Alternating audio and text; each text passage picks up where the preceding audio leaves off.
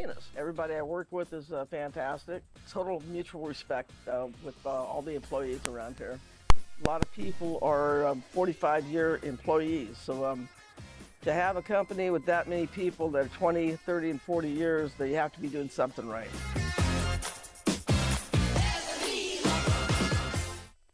Starting the first bank in South Dakota was the easy part, earning the confidence of local farmers, helping families account for their dreams, and securing the future for countless businesses took us a little longer. We owe it to the hard workers, big dreamers, and forward thinkers out there.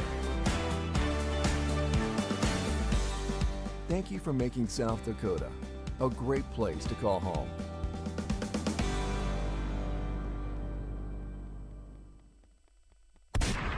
Visiting the Yankton area? Then stop at the premier outfitter for the shooting sports, Dakota Archery and Outdoor Sports. If you use it to hunt, you'll find it and more at Dakota Archery. Their store features archery equipment and guns from the leading manufacturers, plus all the gear you need to go with it. Clothing, boots, bags, caps, gloves, ammo, arrows, and more. Open every night till 8. Dakota Archery and Outdoor Sports, East Highway 50, Yankton, South Dakota. For over 100 years, DeSmit Farm Mutual has been South Dakota's insurance company, providing farm, home, and auto insurance. Families, farmers, and ranchers look to us during good times and bad because of our commitment to our communities, neighbors, and rural lifestyle. While we utilize the most advanced technology, provide the most progressive insurance policies, and offer bundle packages that save you money, DeSmit hasn't forgotten that the most important job is protecting what's important to you. Go online to DeSmitFarmMutual.com to find an agent near you. DeSmit Farm Mutual Insurance, serving South Dakota from South Dakota.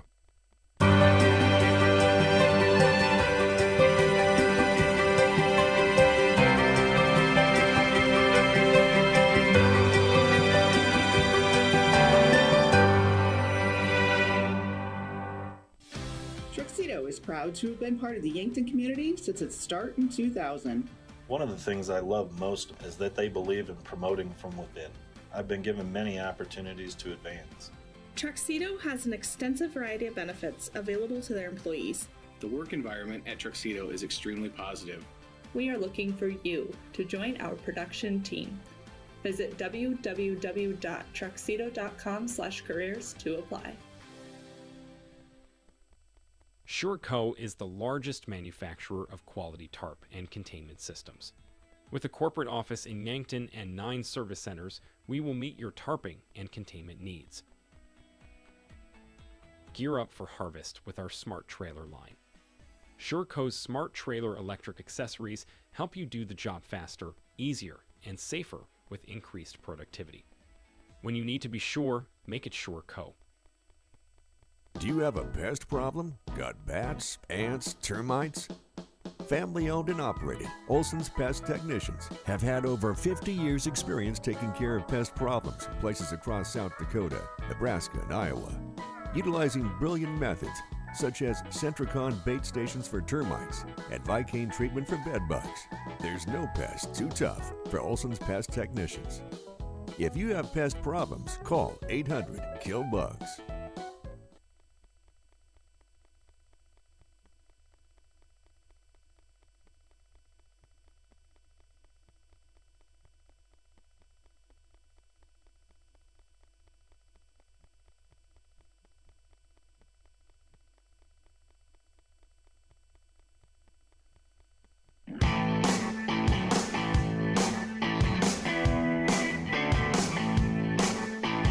This is the 2023 South Dakota American Legion Baseball State Tournament on KYNT and KYN-TV. This coverage is brought to you by Dakota Archery and Outdoor Sports, SureCo, DeSmit Farm Mutual Insurance, Edro, First Dakota National Bank, Olson's Pest Technicians, Tuxedo, and Yankton Thrive.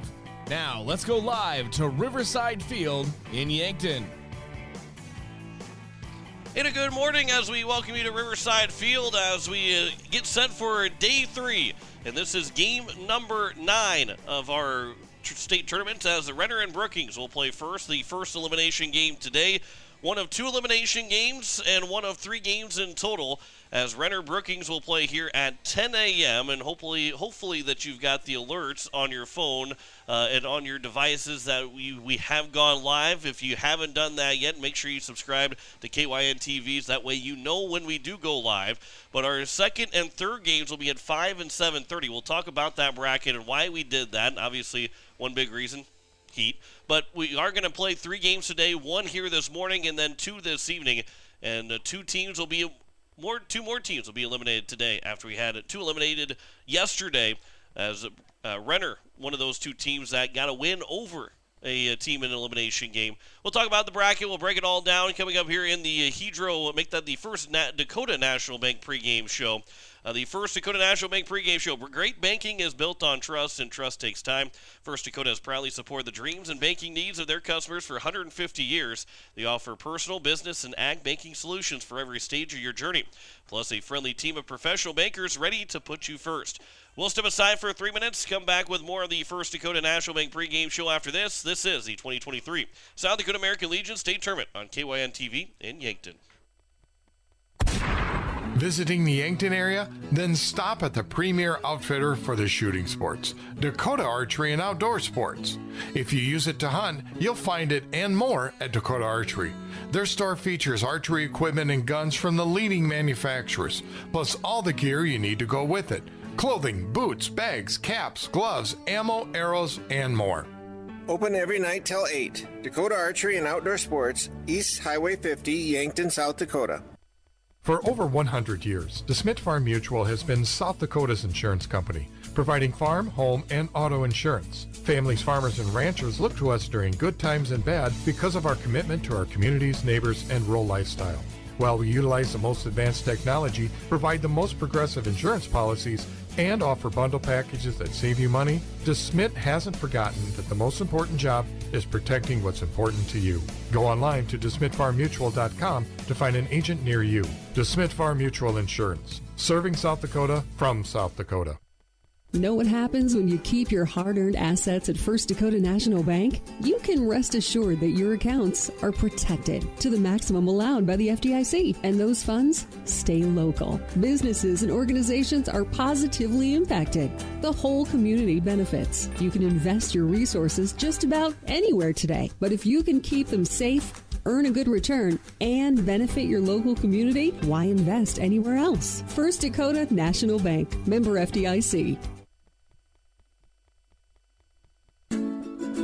When you were younger, what did you dream of doing for a living? Was it to be an engineer, a machinist? How about a mechanic? Maybe work for a worldwide company. Well, we can make your dream a reality right here in Yankton. You're a click away with Hedro Extruded Solutions. Hedro is in 40 countries, with Yankton being the second largest in the U.S. with a family of 420 employees. Take the leap to become a part of our family today. Where opportunities begin at your fingertips. Go to jobs.hedro.com. Olson Pest Technicians is a family-owned business since 1966, and with over 50 years of pest management, they understand your issues, and their well-trained team will help you solve your pest problems. Issues with cockroaches, ants, bedbugs, bats, termites, spiders, rats, mice, or other creepy crawling pests? Give your home a fresh start and use the proven method of fumigation to take care of your pest problem. Olson's Pest Technicians will thoroughly get rid of pests so you can rest easy again. Call Olson Pest today, 800-KILL-BUG. That's 1-800-KILBUGS. Sherco is the largest manufacturer of quality tarp and containment systems in North America. With a corporate office in Yankton, South Dakota, 9 service centers, dozens of equipment manufacturers, and hundreds of dealers, we will meet your tarping and containment needs. Gear up for harvest with our Smart Trailer line. Sherco's Smart Trailer electric accessories help you do the job faster, easier, and safer with increased productivity. Open your tarp, swing your auger into place, and open your trailer hopper from a single remote. When you need to be sure, make it Sherco. Back here at Riverside Field as Renner just finishing up their I.O. right now, and Brookings will take theirs. Renner is the home team. They did a coin flip for the day today. Those 3 teams that are home teams are all the lower seeds, actually. Renner, the lower seed of against Brookings. They're the 6th seed. Brookings, the 4 seed. Post 22, the 5 seed will be the home team against the 3 seed Yankton at 5 o'clock. And Sioux Falls East, the top seed, will be the road team against Harrisburg Gold, the 2 seed That'll be at 7 o'clock this evening. It was yesterday. Renner defeating Aberdeen. Well, let's start with the first game overall. Rapid City Post 22 beat Harrisburg Maroon 14-4 in 6 innings to advance to day 3 and eliminated Harrisburg Maroon. Then Aberdeen was eliminated by Renner 8-2 was the final score. Game 3 saw a 14-4 win for Sioux Falls East in 6 innings. That was our second of 3 different games that were 10-run rule. Sioux Falls East advanced to the Winners Bracket Championship. Harrisburg Gold, they got a 10-run win, make that a 12-run win overall against Yankton, 16-4 in 5 innings to advance to the Winners Bracket Championship match.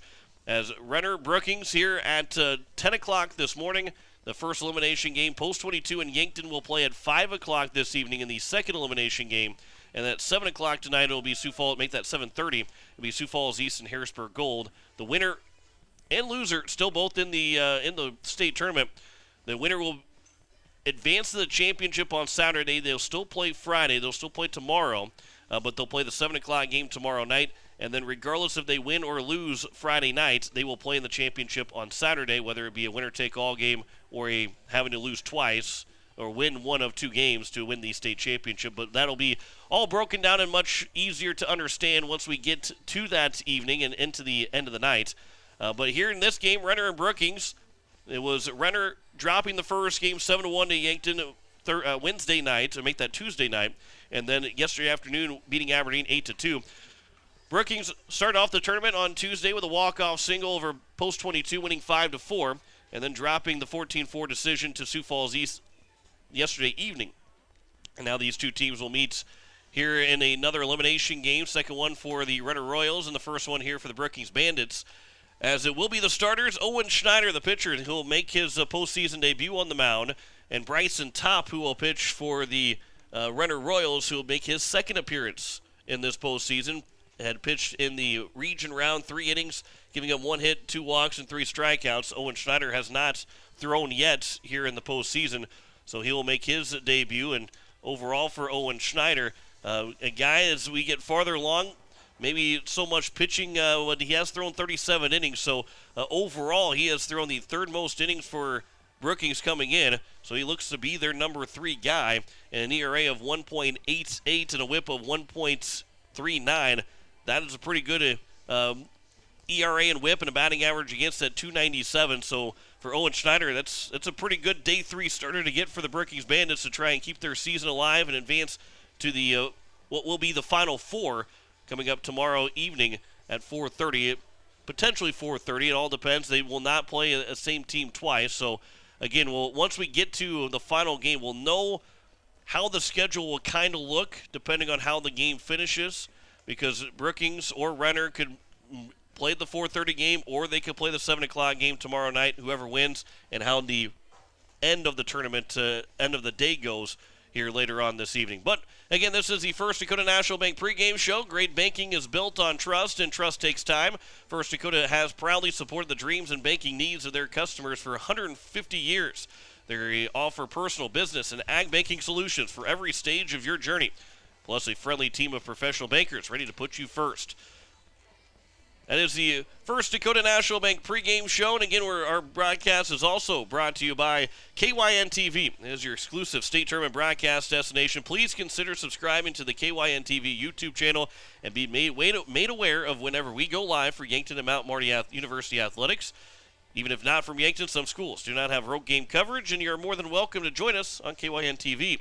Football, volleyball, soccer, basketball, and baseball, we have you covered on Yankton's home stream, KYN-TV. We'll return in 3 minutes here with more of the First Dakota National Bank pregame show. This is the 2023 South Dakota American Legion State Tournament on KYN-TV in Yankton. If you're a visitor to the Yankton area, maybe camping at the lake or fishing on the river, we welcome you. I'm Nancy Winandy, CEO of Yankton Thrive. And if you want to know what's going on around Yankton while you're here, search out the new visityanktonsd.com website. It features everything from shopping, dining, lodging, area attractions, recreational opportunities, and upcoming events. Visiting the Yankton area? Then go online to visityanktonsd.com for the information you need. For over 100 years, DeSmit Farm Mutual has been South Dakota's insurance company, providing farm, home, and auto insurance. Families, farmers, and ranchers look to us during good times and bad because of our commitment to our communities, neighbors, and rural lifestyle. While we utilize the most advanced technology, provide the most progressive insurance policies, and offer bundle packages that save you money, DeSmit hasn't forgotten that the most important job is protecting what's important to you. Go online to DeSmitFarmMutual.com to find an agent near you. DeSmit Farm Mutual Insurance, serving South Dakota from South Dakota. Know what happens when you keep your hard-earned assets at First Dakota National Bank? You can rest assured that your accounts are protected to the maximum allowed by the FDIC, and those funds stay local. Businesses and organizations are positively impacted. The whole community benefits. You can invest your resources just about anywhere today, but if you can keep them safe, earn a good return, and benefit your local community, why invest anywhere else? First Dakota National Bank, member FDIC. When you were younger, what did you dream of doing for a living? Was it to be an engineer, a machinist? How about a mechanic? Maybe work for a worldwide company. Well, we can make your dream a reality right here in Yankton. You're a click away with Hydro Extruded Solutions. Hydro is in 40 countries, with Yankton being the second largest in the U.S. with a family of 420 employees. Take the leap to become a part of our family today. Where opportunities begin at your fingertips. Go to jobs.hydro.com. We are aluminum. Olson Pest Technicians is a family-owned business since 1966, and with over 50 years of pest management, they understand your issues, and their well-trained team will help you solve your pest problems. Issues with cockroaches, ants, bedbugs, bats, termites, spiders, rats, mice, or other creepy crawling pests? Give your home a fresh start and use the proven method of fumigation to take care of your pest problem. Olson's Pest Technicians will thoroughly get rid of pests so you can rest easy again. Call Olson Pest today, 800-KILL-BUG. That's 1-800-KILBUGS.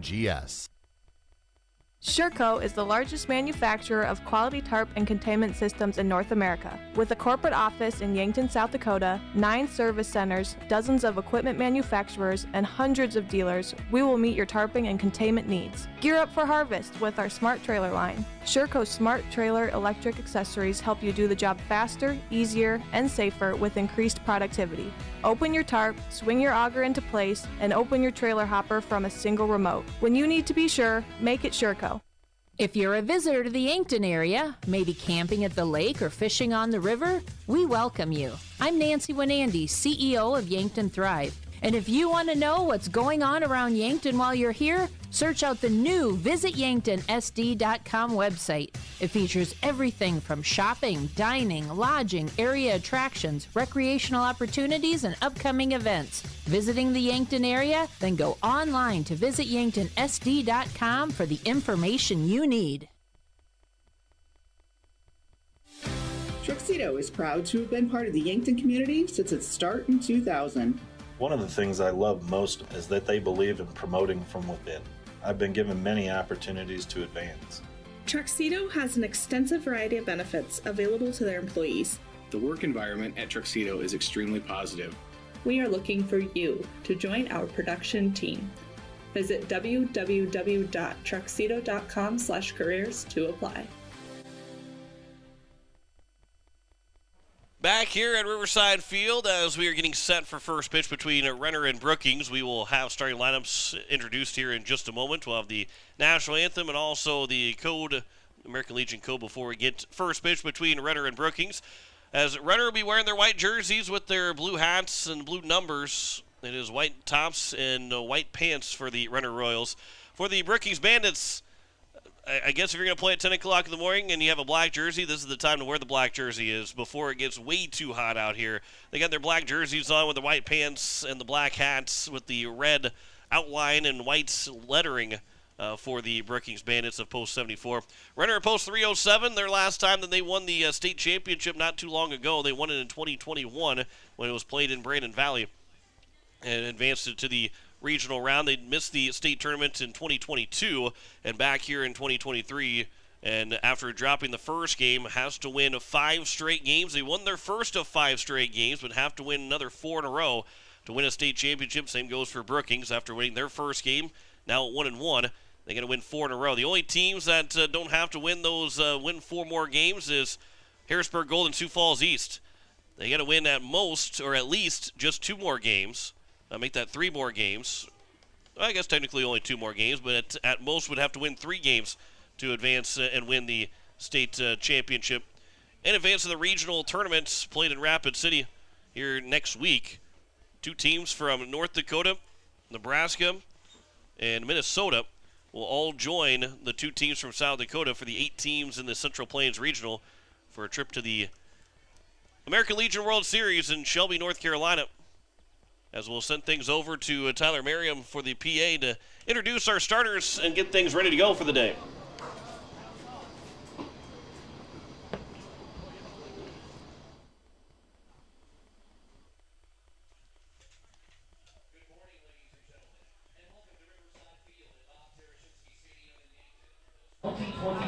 South Dakota State Class A Senior American Legion Baseball Tournament.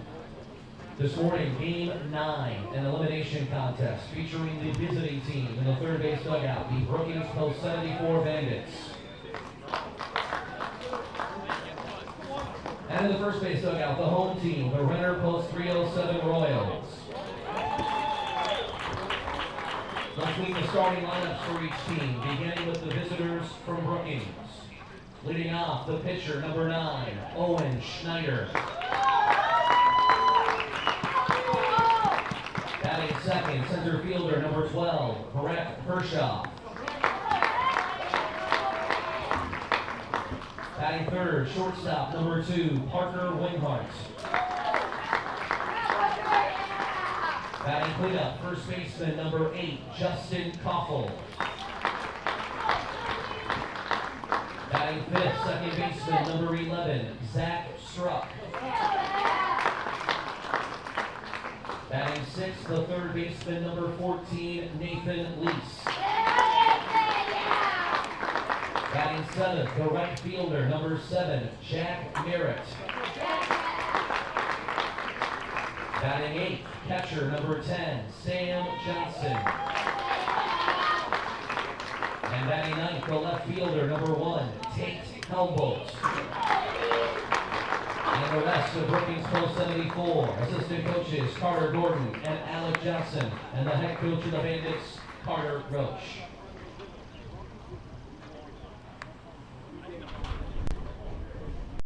At this time, let's meet the batting order for the Royals of Renner Post 307.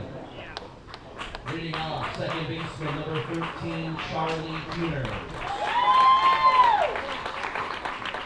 Batting second, center fielder, number 16, Kyle Konechny. Batting third, the catcher, number 7, Sullivan Schlingen. The cleanup batter, first baseman, number 5, Zach Dunham. Batting fifth, shortstop, number 18, Leo Kuhner. Batting sixth, the right fielder, number 14, Hunter Denbor. Batting seventh, left fielder, number 33, Trey Heckenleibel. Batting eighth, the third baseman, number 4, Jake Wheeler. Batting ninth, the designated hitter, number 21, Jacob Doctor. The starting pitcher, number 9, Bryson Topp. And the rest of Renner Post 307 with assistant coach Dalton Vanderloo and the head coach of the Royals, Mike Greco. Our 3 umpires this morning are John Thayer, John Whitcraft, and Johnny Kirshner. Ladies and gentlemen, at this time, we ask that you all please rise and remove your hats for the presentation of the colors, to be followed by the performance of our Star-Spangled Banner. Then once the colors are retired, we will have the reciting of the American Legion Code of Sportsmanship. We remind you to please remain standing and honor the colors until they have been retired. Now, to present the colors, Vermilion American Legion, Post 1.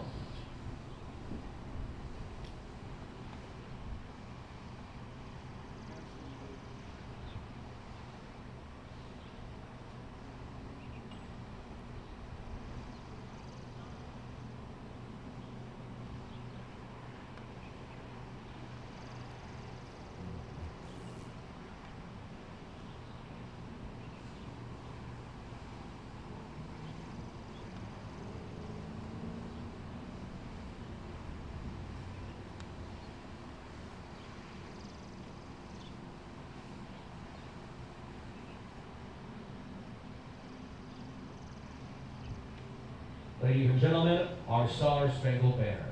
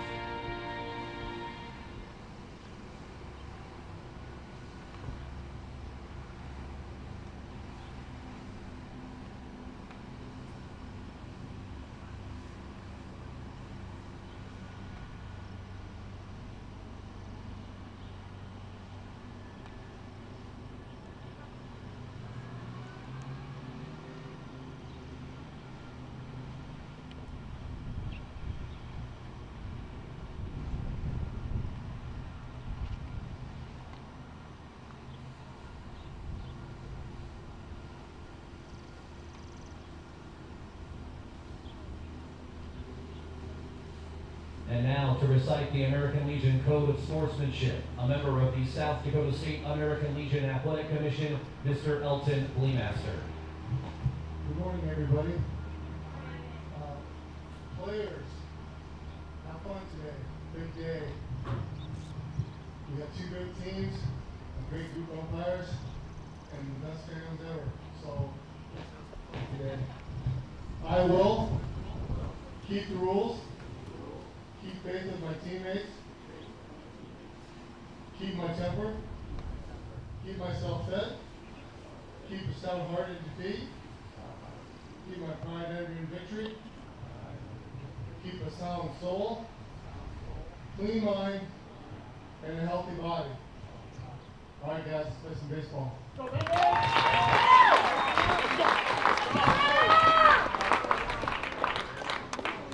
So we are ready to roll here into the day 3, our first game of day 3. Renner and Brookings, as the Renner Royals, the 6 seed, will take the field first. They'll be the home team here on the scoreboard. The Brookings Bandits, the 4 seed. A 1-run walk-off win in game number 1, a 10-run loss. Then yesterday, after after Renner lost 7-1 Tuesday night, came back with an 8-2 win in game number 2. So here is our third game. And these two teams played twice this year. A doubleheader back on May 30th. First games of the season for both these teams right after the high school season ended. They played on that Tuesday, and it was Brookings winning 12-5 over Renner in game 1, and then Renner winning 8-1 in game number 2. So these two teams are familiar with each other somewhat. It's the rubber match. One team started their season against the other. One team will end their season against the other.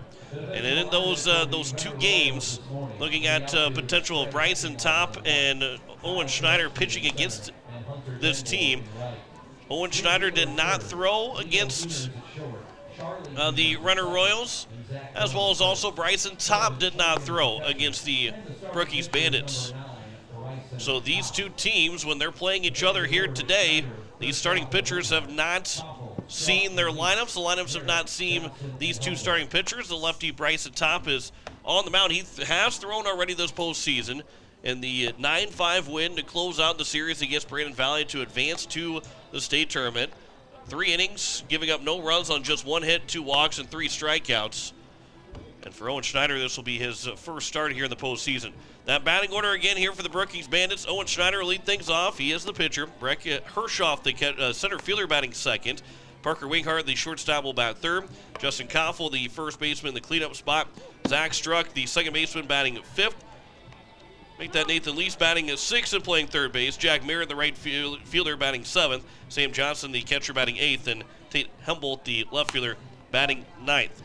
We are in the Fairfield Inn broadcast booth in the 2023 South Dakota Legion Baseball Tournament broadcast booth. Is sponsored by the Fairfield Inn. Yankton's newest and nicest hotel is now open at 21st and Broadway. And I got to tell you, it is absolutely true. I have enjoyed my stay at the Fairfield Inn and coming down here from Pierre to help out with the state tournaments. I have been digging the room that I've been put up here in the Fairfield Inn. It is the nicest hotel here in Yankton. That is 100% the truth. Also, the broadcast brought to you by Truxedo. Looking for you to join their production team. Visit www.truxedo.com/careers to apply. Here's Owen Schneider to lead things off, and again it's going. First pitch fouled back, and we are underway at 10:04 here this morning. One game here this morning, and then we'll be off until 5 o'clock this evening. And a 5 and 7:30 games here tonight. All games on KYN TV as it counts 1-1 here to Owen Schneider. Yesterday went just 1 for 4, 1 of 6 hits for the Bandits as that one's fouled off the foot of Schneider. The count goes to 1-2. Overall for for Owen Schneider, 5 for 16, a double, 3 RBIs, 313 batting average here in the postseason. Brookings here in the playoffs hitting 369 as a team. Counts now 2-2. On the flip side, Renner, who was hitting under 200 in the playoffs coming into yesterday, they've upped their team average to 224. Set for this elimination game. Here's a 2-2 pitch. Fouled off again. Schneider's made contact in every swing that he's had, but the ball has barely left the batter's box. But the count remains at 2 balls and 2 strikes. Bryson Top, the starter. Here's a 2-2. That is high and outside. The count's now 3-2. And a good battle here to open things up, pitcher against pitcher. Bryson Top will not hit. Jacob Doctor is the DH for the Renner Royals. The 3-2. Swing and a miss. First time that Schneider swung and missed at a pitch. It ends up being a strikeout. And that's how we start this ball game. As Top gets his 4th strikeout here in the postseason. Trey Heckenleibel is out in left, Kyle Konechny in center, and Hunter Denbor in right. Jake Wheeler at third, Leo Huners at short. Charlie Huners at second, Zach Dunham at first. Sully Schlimgin behind the plates. And now it's Breck Hirschoff on the mound, or on the plates, as Bryson Top on the mound will deliver high for ball 1. Hirschoff so far 5 for 15, 3 runs driven in.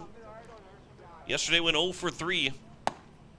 That one's on the outside edge, and the count's even at a ball and a strike. Just 6 hits for Brookings yesterday, but 3 of those came from Nathan Lease. He went 3 for 3, no extra base hits for the Bandits.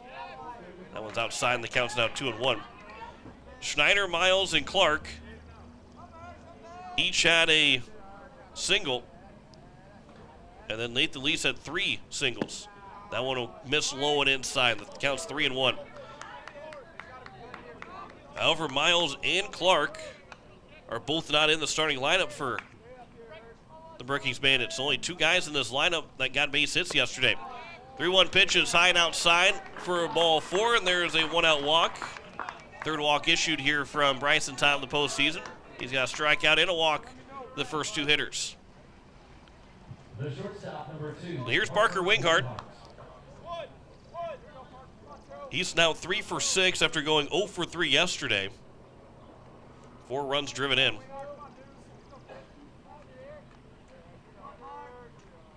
He has walked 6 different times as the number 3 hitter. Has not struck out. He's scored 6 times. A lot of guys have 12, 13, 15 at-bats. But Winghart has been a guy that has drawn a lot of walks, been on base a lot for this Brookings Bandits team. There's the 1-0 pitch. That one just misses inside. The count's now 2-0. Wind is somewhat blowing in. It was really blowing in before we got the game started. Now it's mostly going from the right field foul pole nearly across the diamond, maybe a little bit towards that third base dugout, as the count's now 3-0 here to Parker Winghart. Those are some close pitches that he has taken, but there's a reason why Winghart has walked 6 times. Good plate vision. Top, got to fire a strike here. See if Winghart has the green light. Does not. Takes it all the way and takes a strike, so the count's now 3-1. Might not be a bad idea to get Hershoff moving on this pitch. The 3-1 not running. Outside for ball 4. 7th time that Winghart has walked here in the playoffs. So it's first and second now with 1 away, and here's Justin Koffel. Koffel 4 for 13 so far in the playoffs, all base hits, 3 RBIs so far. Yesterday went 0 for 4. 6 different strikeouts for the Brookings Bandits yesterday. Here's the first pitch from top. High and outside. He has struggled to find the strike zone. Even with the strikeout of Schneider, he's had a 3-ball count against everybody, obviously with 2 walks. With that strikeout, he's got a 3-ball count with the first 3 hitters. And as you get farther in the tournament, it just is harder and harder if you don't go the distance to advance in the playoffs unless you have guys going under a certain amount of pitch count. You know, Brookings threw 4 different guys in 6 innings yesterday to try and keep their pitch counts low enough to maybe come back on Saturday. Here's the 2-0 pitch from top. That also misses outside. He just can't get that outside strike to find its way in. And the count's now 3-0. And are we going to have some activity in the right field bullpen already? See one man starting to get working around. Well, Jacob Doctor, he's just going to get something to drink. 3-0 pitch upstairs. It's 3 straight walks. Bases are now loaded with 1 away here in the top of the first inning. And it's Zach Struck to the plate. We'll have a complete mound visit here. The catcher in Schlimgen came out. Now we'll have a mound visit. Bases are loaded with 1 out here in the top of the first inning. Now you've got 3 walks and a strikeout so far here from Bryson Top. A ground ball, and you can completely forget about the inning. Then you end up loading the bases with 3 walks. You get a ground ball, get yourself out of it with the double play and get it turned. Really quick to get out of that. However, it's a dangerous situation for the Renner Royals. A couple base hits here, or even a couple more walks. All of a sudden, you go from having a chance to get out of this inning without anything against you to multiple runs scoring. And you'd have to swing the bats to get the bases loaded here in this inning. So here is Zach Struck. Number 11, second baseman, Zach Struck. He has got 7 hits, make the second most of the team in the postseason. 6 RBIs, looking to add to it. Swings to the first pitch and lines it into center field for a base hit. 1 run will come in to score. Underneath the glove, the center fielder, which will allow a second run to score. Everybody else will move up a base as Struck is able to slide in safely. The shortstop in Leo Huners went diving for the bag, and somehow everybody seems to be okay all the way through. It will be an RBI single. Probably will be resulting in an error. I don't know if they gave him 2 RBIs or not, but 2 runs do score for Zach Struck. And it's second and third now. There will be an error charged to the center fielder in Konechny. That allows Struck to take an extra base. And a ground ball up the middle. That's going to get underneath the glove, off the glove. 2 more runs will come in to score. It's a 4-0 lead for Brookings. 2 RBI single for Nathan Lees, who went 3 for 3 yesterday. It's a 4-0 advantage for Post 74 here in the first inning. After a leadoff strikeout, 3 walks, 2 singles, scoring 4 runs, along with an error. that helps make this a 4-0 advantage. Merritt swings at that first pitch and fouls it off the mask of Schlimgen. And activity will get started down the right field bullpen. Billy Lively will make his way down there. And he will be the one warming up. Not the start for Renner. Just 1 out, and you've already got action in the bullpen here in the top of the first inning. Swing and a miss. And it counts 0-2 now. Jack Merritt, the right fielder.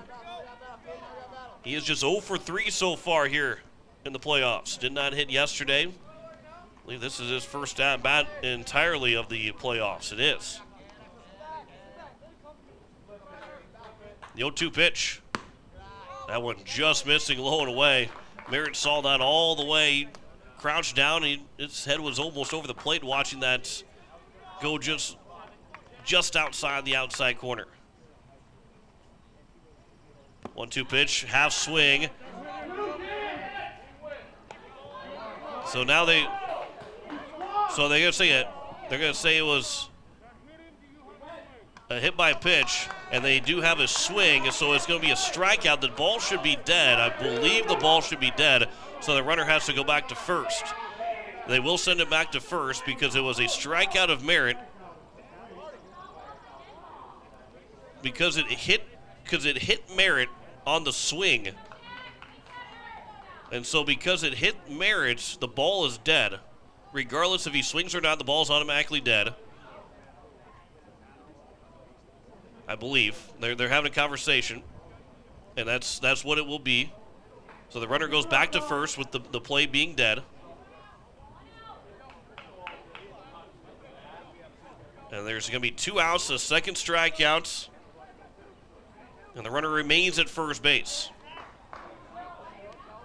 The batter is out on a strikeout because he was hit. The ball is dead, and the runner returns to first base.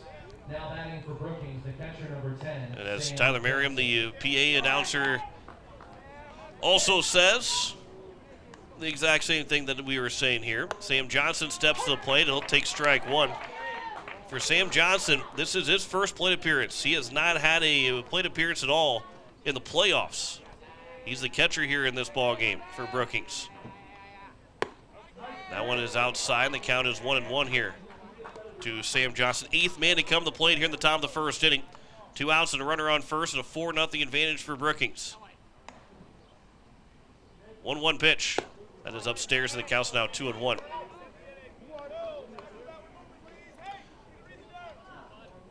And again, it's just like being hit by a pitch and you take your base. Ball might get away, but no runners can advance. The ball is dead. There's a swing and a miss, and the count's now 2-2. And that's why John Thayer, the home plate umpire, he said, and you could hear him say, it hit him, do you have a swing? Because he knew he checked his swing. The first base umpire and John Whitcraft said he did swing, so that's why everybody went, or that Leafs went back to first base, and that Merritt was out on strikes. As it counts now 2-2. So good job by the umpires getting that all figured out and getting that correct. Johnny Kirchner is the umpire at second base. He's over at third when nobody's on base or there's runners at second and third. There's a swing and a miss. But a wild inning this has been. 3 strikeouts for Bryson Top, but he walks 3 guys, gives up 2 hits, 4 runs, 2 hits. There was 1 error and 1 man left on base. Half an inning gone by. The first inning is brought to you by Yankton Thrive and DeSmit Farm Mutual Insurance. DeSmit Farm Mutual Insurance, serving South Dakota from South Dakota, and Yankton Thrive. Yes, there is a thriving business economy here in the Yankton area. Your one source and resource for all businesses from retail to manufacturing is Yankton Thrive. For more, go to yanktonsd.com. Back in a minute. This is the 2023 South Dakota American Legion State Tournament on KYN-TV in Yankton. If you're a visitor to the Yankton area, maybe camping at the lake or fishing on the river, we welcome you. I'm Nancy Winandy, CEO of Yankton Thrive. And if you want to know what's going on around Yankton while you're here, search out the new visityanktonsd.com website. It features everything from shopping, dining, lodging, area attractions, recreational opportunities, and upcoming events. Visiting the Yankton area? Then go online to visityanktonsd.com for the information you need. Tuxedo is proud to have been part of the Yankton community since its start in 2000. One of the things I love most is that they believe in promoting from within. I've been given many opportunities to advance. Tuxedo has an extensive variety of benefits available to their employees. The work environment at Tuxedo is extremely positive. We are looking for you to join our production team. Visit www.truxedo.com/careers to apply.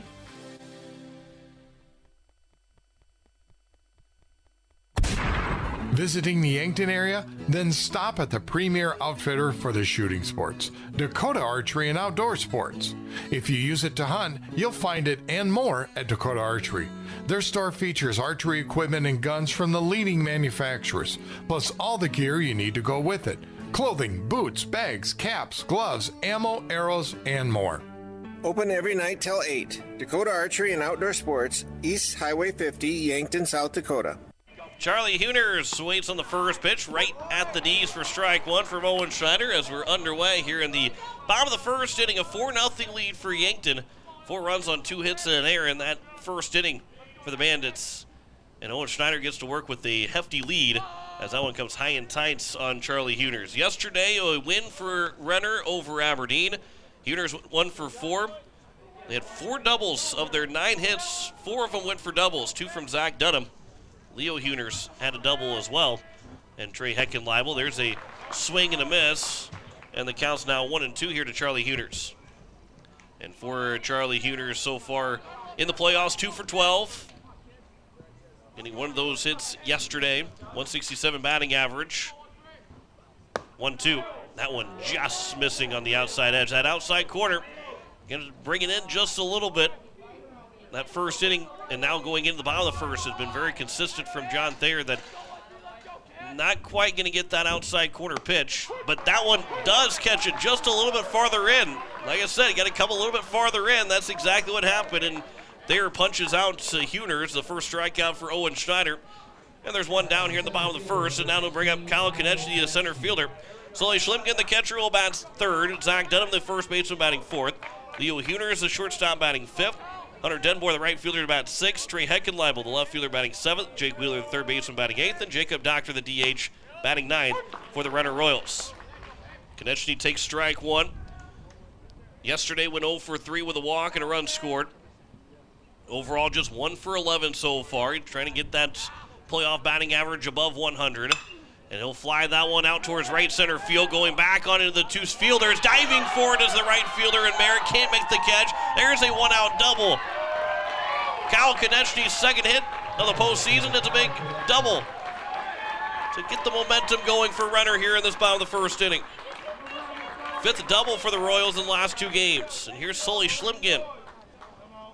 Now time will be called by the catcher and Johnson. Probably talking about what sign they want to use with a runner on second here in the bottom of the first inning. And again, the first inning is brought to you by Yankton Thrive and DeSmit Farm Mutual Insurance. Yankton Thrive, yes, there is a thriving business economy here in the Yankton area. Your one source and resource for all business from retail to manufacturing is Yankton Thrive. For more, go to yanktonsd.com. And DeSmit Farm Mutual Insurance, serving South Dakota from South Dakota. Number 3 hitter. And Sully Schlimkin takes strike one. 3 straight batters for Owen Schneider getting ahead on a first pitch strike. Here's the 0-1 pitch. That one will hit Schlimkin on the bases, or make that first and second now with 1 away to bring up Zach Dunham, who had 2 doubles yesterday. Overall for Owen Schneider, again, this is his first appearance in the playoffs.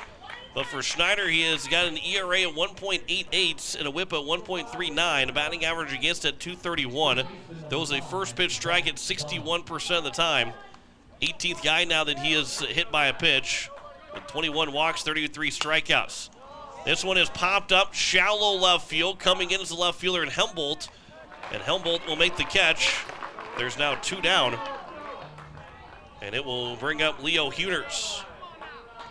The shortstop, Leo Hooners. Tate Hembolt is out in left. Breck Hirschoff in center and Jack Merritt in right. Nathan Lees at third. Parker Winghart at short. Zach Struck at second. Justin Koffel at first. Sam Johnson behind the plate. And here is Owen Schneider on the mound and throws the first pitch to Leo Huner's fouled out of play. So another first pitch strike here to this Renner Royal batting order. Leo Huner's hit a double yesterday, as Huner's went 2 for 4 with 2 RBIs. That'll bounce in. It'll get away from the catcher and Johnson. And it's second and third.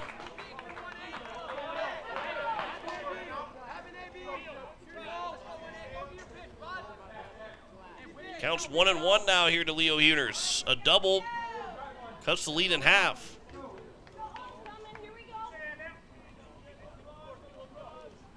So here's the 1-1 now from Schneider to Huner's. That's off the glove of Johnson again. That's going to score a run. That's a pass ball.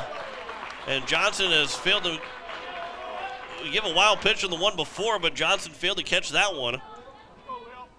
Run comes in to score to make it 4-1. And now a base hit will cut the lead in half here in the bottom of the first inning. The 2-1. Swing and a miss. Huner's maybe was a little bit too late to decide to swing on it. And the count's now 2-2. He was asking the home plate umpire, John Thayer, if that was going to be called a ball. Might have chased that one out of the strike zone. Here's a 2-2 now. Huner's takes it for strike 3, and Schneider will get 2 strikeouts the inning. When a run does score on 1 hit in the inning, there are no errors and 1 man left on base. 1 full inning in the books. Brookings leads Renner 4-1 here at Riverside Field in day 3, our first game of day number 3. Back in a minute. This is the 2023 South Dakota American Legion State Tournament on KYN TV in Yankton. Visiting the Yankton area? Then stop at the premier outfitter for the shooting sports, Dakota Archery and Outdoor Sports. If you use it to hunt, you'll find it and more at Dakota Archery. Their store features archery equipment and guns from the leading manufacturers, plus all the gear you need to go with it. Clothing, boots, bags, caps, gloves, ammo, arrows, and more. Open every night till 8. Dakota Archery and Outdoor Sports, East Highway 50, Yankton, South Dakota. For over 100 years, DeSmit Farm Mutual has been South Dakota's insurance company, providing farm, home, and auto insurance. Families, farmers, and ranchers look to us during good times and bad because of our commitment to our communities, neighbors, and rural lifestyle. While we utilize the most advanced technology, provide the most progressive insurance policies, and offer bundle packages that save you money, DeSmit hasn't forgotten that the most important job is protecting what's important to you. Go online to DeSmitFarmMutual.com to find an agent near you. DeSmit Farm Mutual Insurance, serving South Dakota from South Dakota. Top of the second, Tate Hembolt, Owen Schneider, Breck Hershoff. 9-1-2. Due up to start this top of the second inning. Our broadcast is brought to you by KYN TV, your exclusive state tournament broadcast destination. Please consider subscribing to the KYN TV YouTube channel and be made aware of whenever we go live for Yankton and Mount Marty University Athletics. Even if not from Yankton, some schools do not have road game coverage, and you are more than welcome to join us on KYN TV. Football, volleyball, soccer, basketball, and baseball, we have you covered on Yankton's home screen, KYN TV. First pitch is over for strike 1 to kick off the top of the second to the number 9 man and Tate Humboldt. He went 0 for 1 yesterday with an RBI. That one's over for a strike, and it's quickly 0-2, and Bryson Top wants to redo in that first inning, but now from here on out is going to be very efficient as the 0-2 pitch is fouled away, and the count remains at 0-2.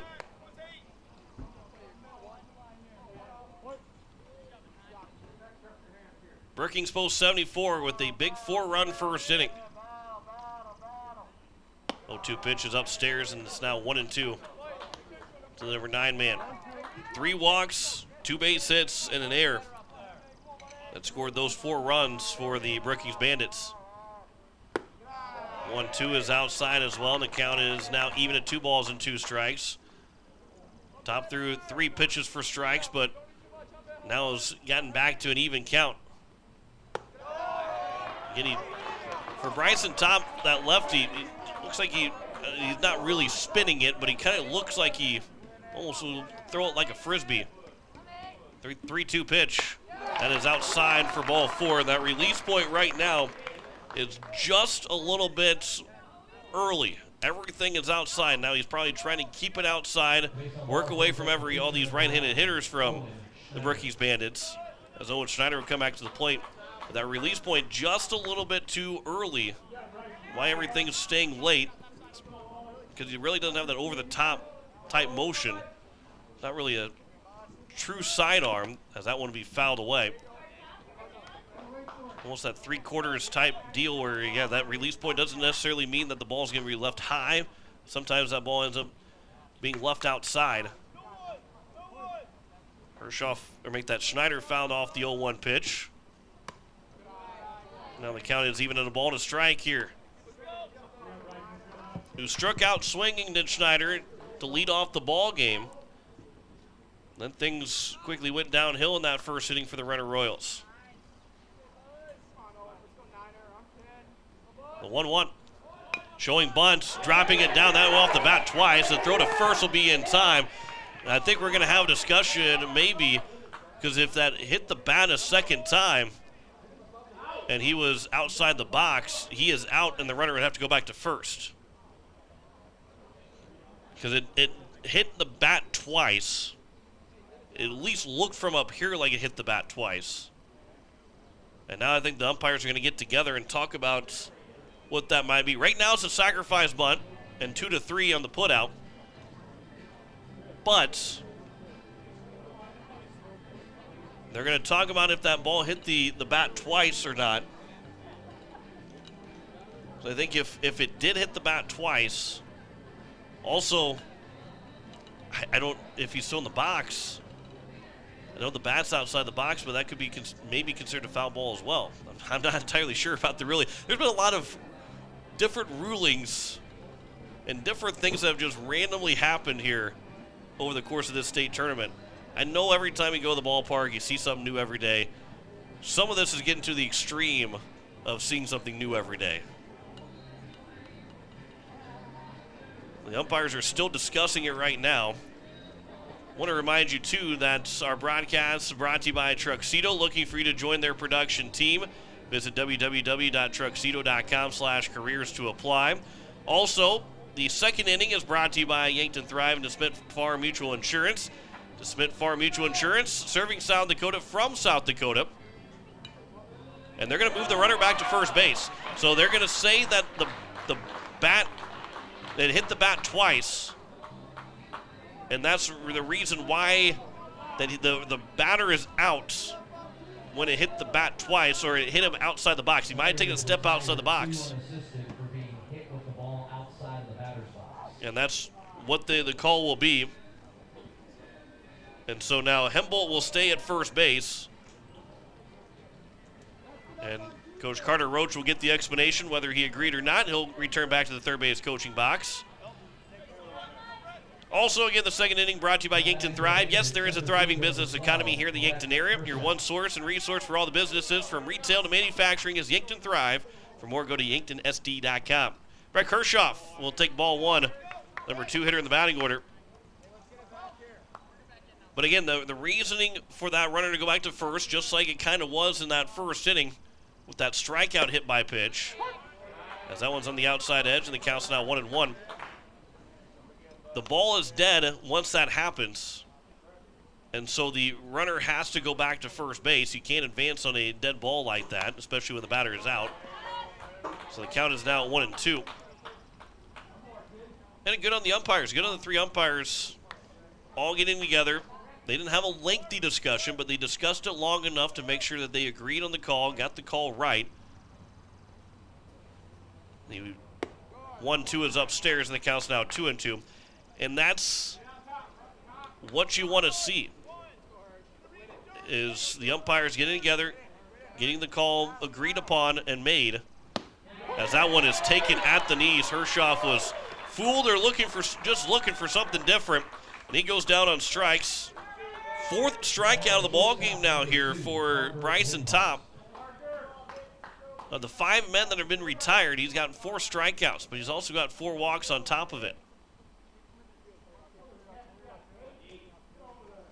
First pitch is just above the letters. Trying to frame that was Schlimgen, but it just missed a little bit high. And the count is 1-0 here to Parker Winghart, who drew a walk. Part of those 3 straight walks in that first inning. 1-0 will hit him. And Winghard is hit by a pitch. So that's the 5th free pass given, and it's now 1st and 2nd. Here with 2 away.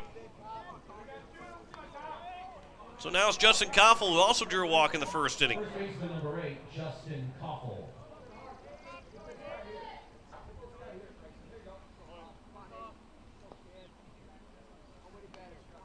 Here's the first pitch from top with runners at 1st and 2nd with 2 away. Swinging a ground ball that is fouled down the third base line. And Koffel yesterday went 0 for 4. And overall here in the playoffs, 4 for 13 with 3 runs driven in. Big spot to get that run back that Renner got in the bottom of the 1st inning. That was outside as well, and the count's now 2-1.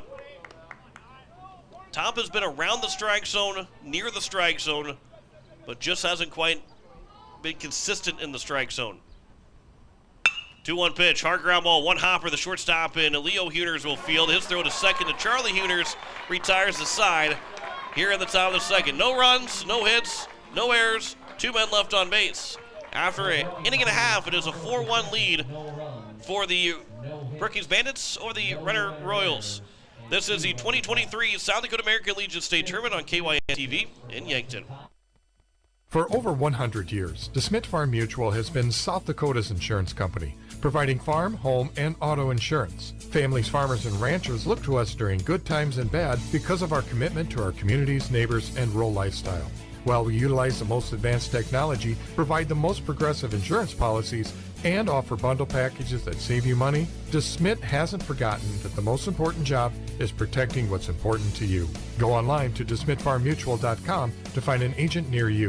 DeSmit Farm Mutual Insurance, serving South Dakota from South Dakota. Know what happens when you keep your hard-earned assets at First Dakota National Bank? You can rest assured that your accounts are protected to the maximum allowed by the FDIC, and those funds stay local. Businesses and organizations are positively impacted. The whole community benefits. You can invest your resources just about anywhere today, but if you can keep them safe, earn a good return, and benefit your local community, why invest anywhere else? First Dakota National Bank, member FDIC. 6, 7, and 8 here for the Renner Royals. Hunter Denboer, Trey Heckenleibel, and Jake Wheeler. With Brookings leading 4-1 here at Riverside Field. Elimination game. First of 2 elimination games today. Day 3 of the 2023 South Dakota American Legion State Class A baseball tournament. The first pitch will be outside for ball 1. Second elimination game. That'll be tonight, 5 o'clock, Rapid City Post 22 in Yankton, which will be here on KYN-TV and also on the air at KYN-T. That one will miss low, and the count's now 2-0. Then Sioux Falls East and Harrisburg Gold, the winter bracket championship match. That'll be at 7:30 tonight. The different schedule than originally scheduled, as it counts 3-0 here to Hunter Denboer. This game was originally supposed to be played at noon. We're an hour and a half away from noon, and we're in the bottom of the 2nd. Post 22 in Yankton were scheduled to play at 2:30. That's now at 5 o'clock, and a 4-pitch walk to Hunter Denboer has got the second inning underway. Second free pass issued. Slim getting hit by a pitch, and now Denboer draws a walk. And it's Trey Heckenleibel. Well, the original schedule was 12, 2:30, and 6:30. It's now 10, 5, and 7:30. First pitch is over for strike 1 to Heckenleibel after 4 straight misses from Owen Schneider. The good news is, it doesn't affect that we'll be on the air for all 3 of those games here on KYN-TV. 0-1 pitch is fouled out of play, and the count's now 0-2. Just being nice and comfortable here in the Fairfield Inn broadcast booth. 2023 South Dakota State Legion Baseball Tournament broadcast booth is sponsored by the Fairfield Inn. Yankton's newest and nicest hotel is now open at 21st and Broadway. We're up comfy here in the broadcast booth. It is a comfy spot to be at the Fairfield Inn as well. So it counts now 1-2 to Heckenleibel. Couple of great night's sleep at the Fairfield Inn for myself. Looking for another great night's sleep. The 1-2 pitch is high and outside. The count's now 2-2. Might be a nice snap later on this afternoon. Long time between games. Perfect time to take a quick cat nap at the Fairfield Inn as well. 2-2. That is a line shot down the right field line. That is going to get fair all the way to the warning track. Cut off by Merritt. Rounding third, they're going to try and send him. The throw will come to the plates. A play at the plates, and easily tagged out is going to be Hunter Denbour. It's a double by Trey Heckenleibel. His second in as many games, but he doesn't get the RBI. So a strong throw from Merritt to the second baseman Struck, who fired a strike to Johnson, who had them by about 3 steps. Number 4, third baseman Jake Wheeler. And Trey Heckenleibel stands at second with the double. The second double of the ball game for the Renner Royals. And now it's Jake Wheeler who takes the first pitch upstairs. And Coach Greco, I think Hunter Denbour had slowed down just a little bit around third base, as it counts now 1-1. And Coach Greco, he's an aggressive third base coach. He likes to send guys probably more than anybody else does in the state. There's a swing and miss, and the count's now 1-2. And to his credit, too, and to his point of why he's as aggressive as he is, it takes a strong throw from Merritt to Struck, and from Struck to the catcher in Johnson, as that ball will get away. And to the backstop it goes, and it's now a runner on third with one down here in the bottom of the second inning. Now Struck had a little bit more of a chance to get himself ready to go to throw a strike to home. But you might score maybe not so much on that play 9 times out of 10, but especially in high school baseball, as the count goes at 3-2 here to Jake Wheeler. High school baseball, any kind of close play, as we'll have a mound visit as well, any kind of close play, 9 times out of 10, you're probably scoring on it. It takes good throws from 2 different fielders to get a guy out at home. And Greco figured with Denbour running that he'd take the chance. Didn't work out in his favor, and kind of brings the momentum back to Brookings, though. So it counts 3-2 here to Jake Wheeler. The runner on third. They'll trade it out for a run. And that'll hit Wheeler. So hit by pitch, first and third. With one out here in the bottom of the second inning. The number 9 man and Jacob Doctor. Doctor yesterday went 1 for 3. Scored a run as well. That was his first 3 at-bats of the playoffs. So 23 runs make that 24 runs in total for the Renner Royals here in the playoffs. Doctor looking for his first RBI. Swings and misses in the first pitch. Was the catcher yesterday the DH in this ball game?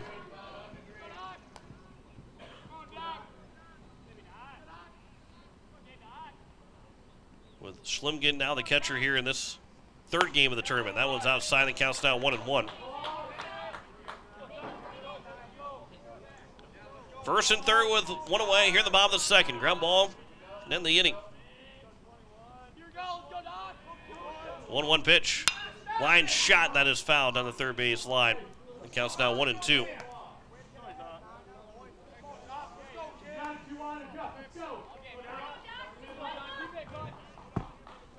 One-two count here to Jacob Doctor with one out here in the bottom of the second. The 1-2. Swing and a miss. Doctor was fooled on the curveball from Schneider. And there is strikeout number 3 for Schneider, and that's a big second out for Brookings to try and have a scoreless inning. Charlie Huner struck out looking at his first trip to the plate. He's 0 for 1, but a base hit makes this a 4-2 ball game. Somewhere in the gap, maybe makes it 4-3. First pitch at the knees for strike 1.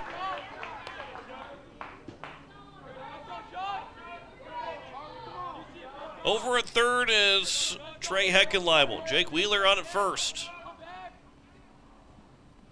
0-1 pitch, turned on and fouled on the third base side again.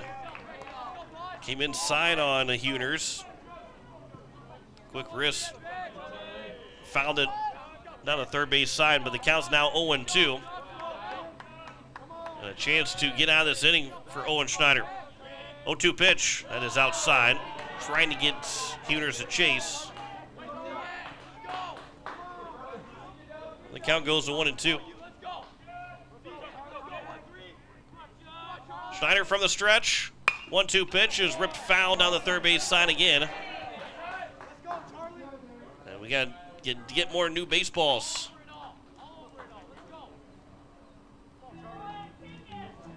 I can remind you that KYN TV is your exclusive state tournament broadcast destination. Please consider subscribing to the KYN TV YouTube channel.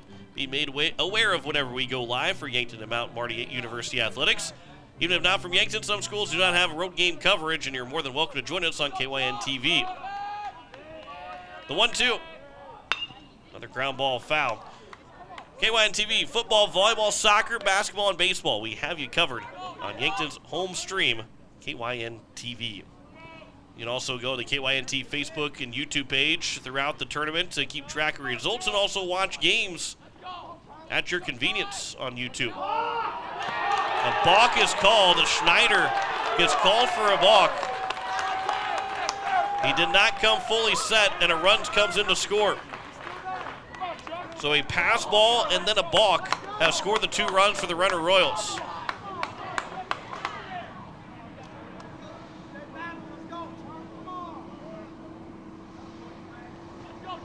Well, now here's the 1-2 pitch again.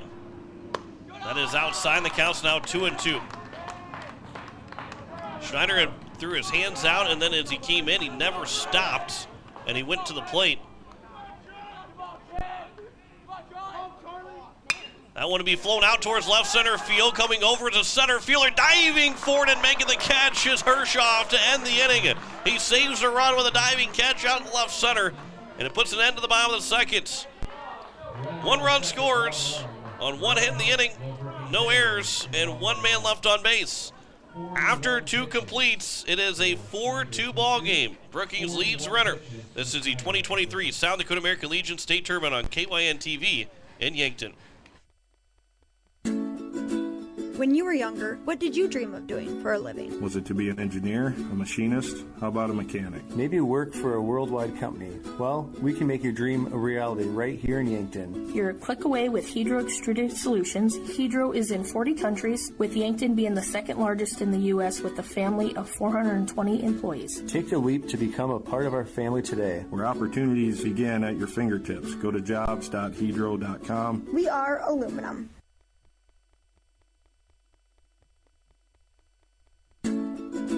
When you were younger, what...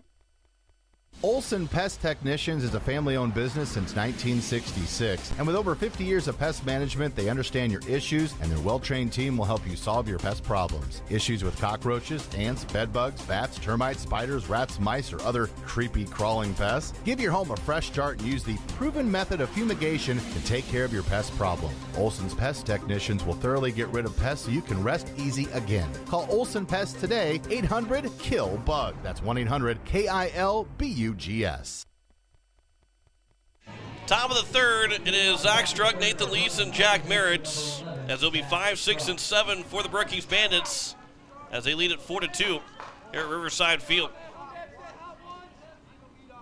First pitch from Bryson Top, who threw 53 pitches in the first 2 innings. Going to be ball 1 to Zach Struck. Another one, a whole lot less pitches thrown by Owen Schneider through 2 innings. He had over 40 pitches, so both these guys are going to struggle to try and get to deep into this ball game if they don't start to be a little bit more efficient. The 2-0 pitch, that'll hit Zach Struck. And we'll bring up Nathan Lees. I'm avoiding the pun.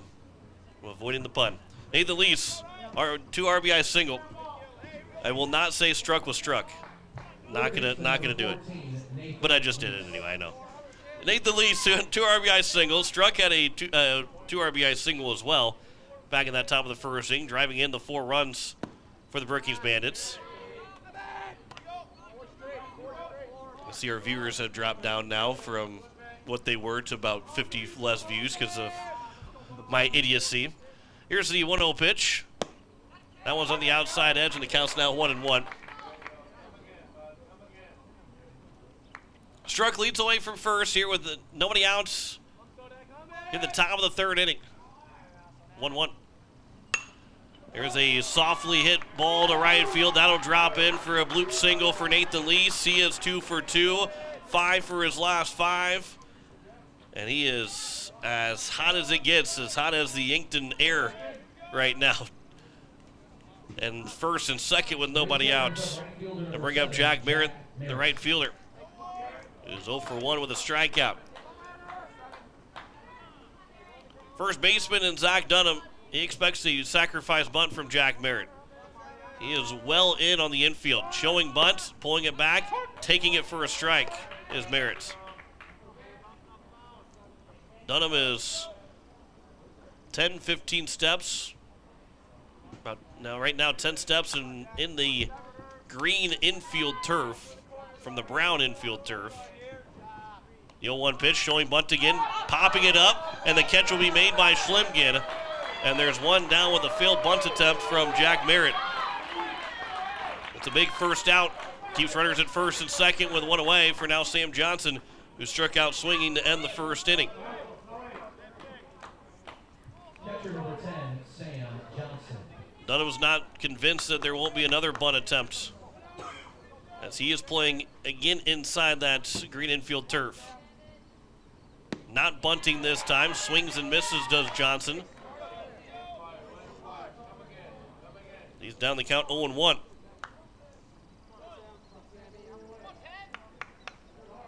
Here's the 0-1 pitch. That is upstairs, and the count is even at a ball and a strike.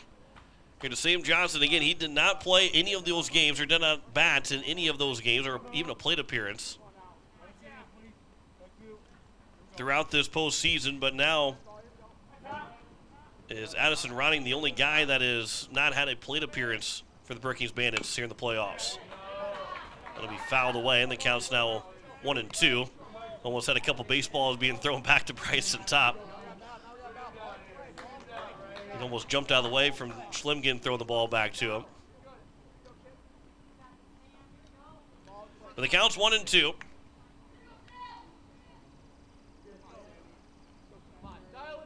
Top will come set from the stretch.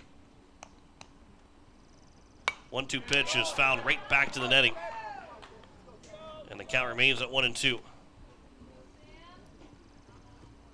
Our third inning brought to you by Sherco and Dakota Archery and Outdoor Sports. Sherco, a proud supporter of the 2023 South Dakota American Legion Senior Baseball State Tournament. When you need to be sure, make it Sherco. And Johnson will ground it back to the pitcher. He'll throw to third to get one. That's all they're going to get, but he got the lead runner. And his first and second still now, but there's 2 away. And a fielder's choice for Johnson.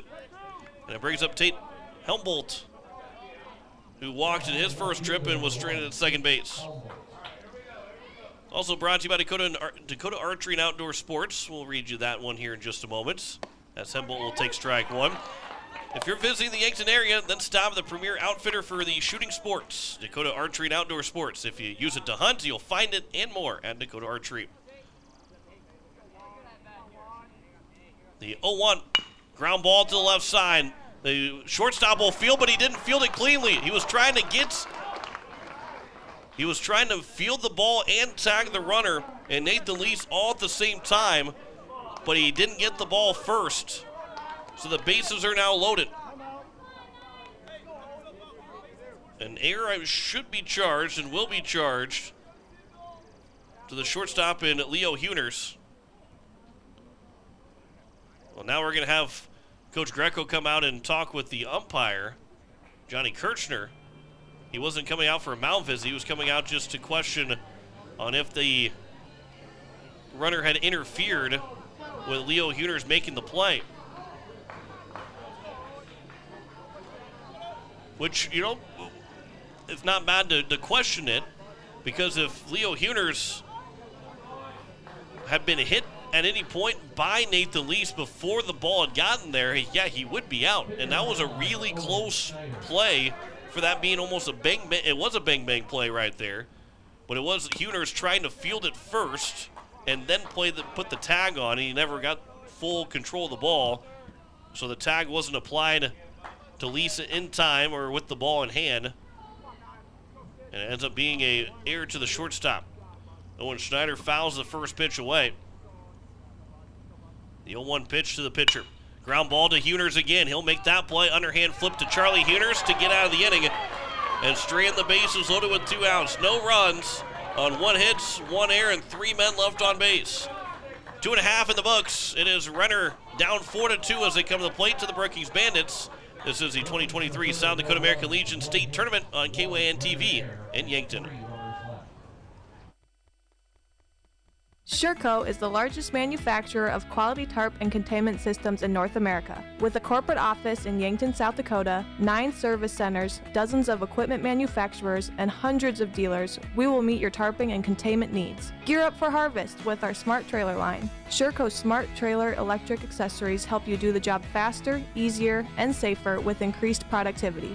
Open your tarp, swing your auger into place, and open your trailer hopper from a single remote. When you need to be sure, make it Sherco. If you're a visitor to the Yankton area, maybe camping at the lake or fishing on the river, we welcome you.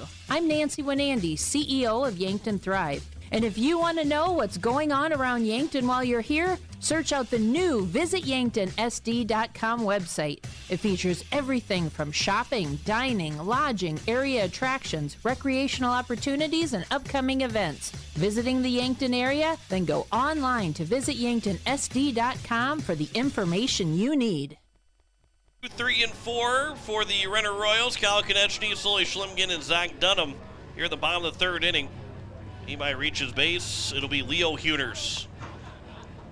And again, the 3rd and 4th inning brought to you by Sherco and Dakota Archery and Outdoor Sports. Dakota Archery and Outdoor Sports, visiting the Yankton area. Then stop at the premier outfitter for the shooting sports, Dakota Archery and Outdoor Sports. If you use it to hunt, you'll find it and more at Dakota Archery. And Sherco, a proud supporter of the 2023 South Dakota American Legion State Baseball Tournament. When you need it to be sure, make it Sherco. Also brought to you by KYN TV. We are your exclusive state tournament broadcast destination. Please consider subscribing to the KYN TV YouTube channel. Be made aware of whenever we go live for Yankton and Mount Marty University Athletics. Kyle Konechny, who doubled in his first trip to the plate, waits to the first pitch from Owen Schneider and takes it inside for ball 1. He is 1 for 1, just 2 hits so far for Renner, both being doubles. Both those doubles came in to score. That is outside. The count is now at 2-0. Here to Kyle Konechny.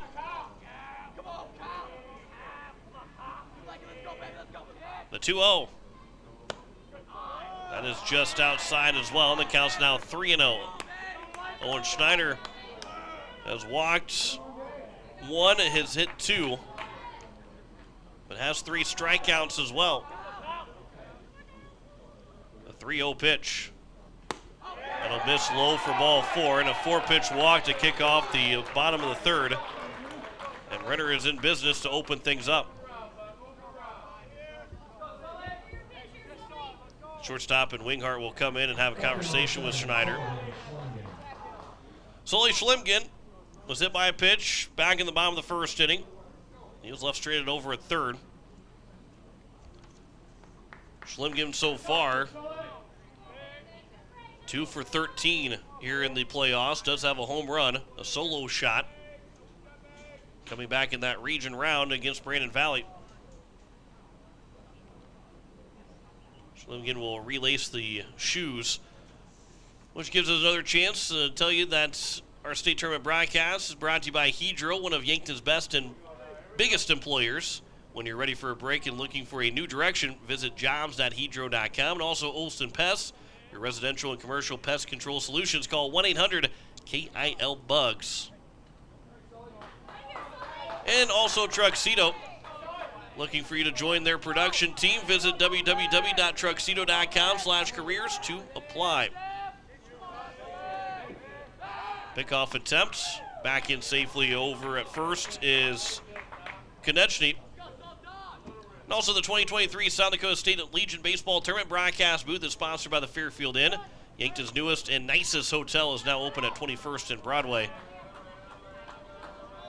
And if you need someone in to verify, I would absolutely verify that it is a very nice and new hotel at Fairfield Inn. Runner takes off on that first pitch to Sully Schlimgin, and it'll be fouled away for strike one.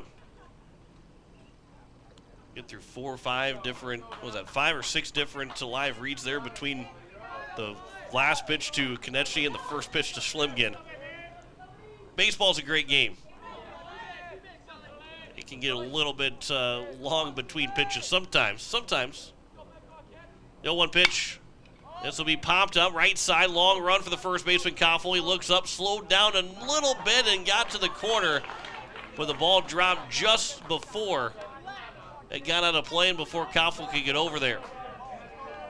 So the count goes to now 0-2. That was a long run there for Justin Koffel, who had turned and put his head down so he could sprint out to the corner. But he looked up, slowed down just a moment. They will put the head back down again to go chase after it, and missed out by maybe a step or two. Another balk will be called against Owen Schneider. Second time that he has balked. And it's first and second now here with, or make that runner on second with nobody out, and Coach Roach will come out, and home plate umpire John Thayer will tell Coach Roach exactly what happened.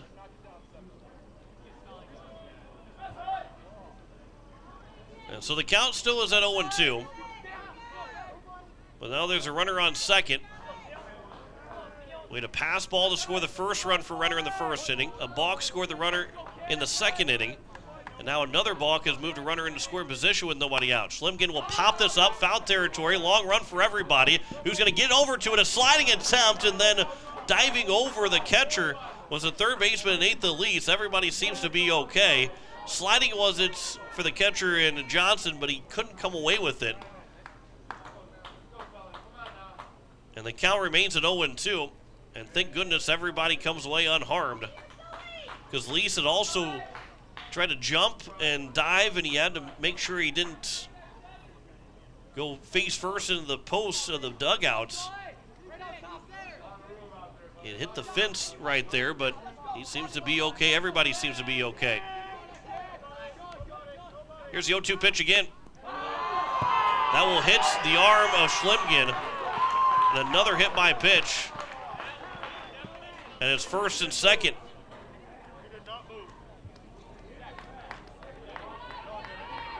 You could hear the home plate umpire John Thayer say that he did not move, because they were trying to say that he leaned into the pitch.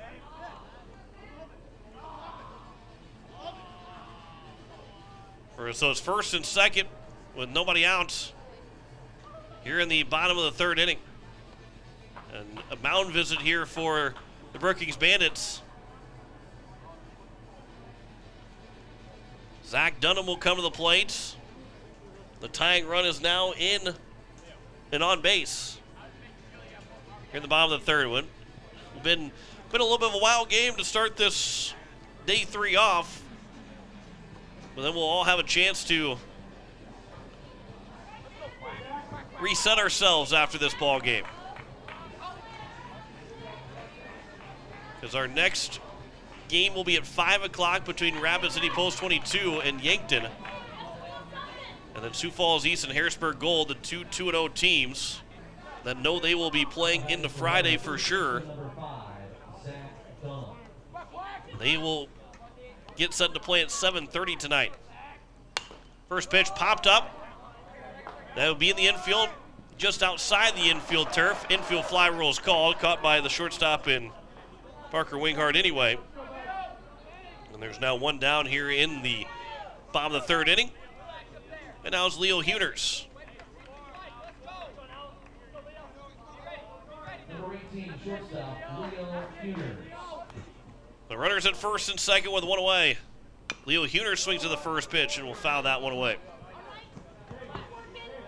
So Huners, who is 0 for 1, struck out looking in his first at bat.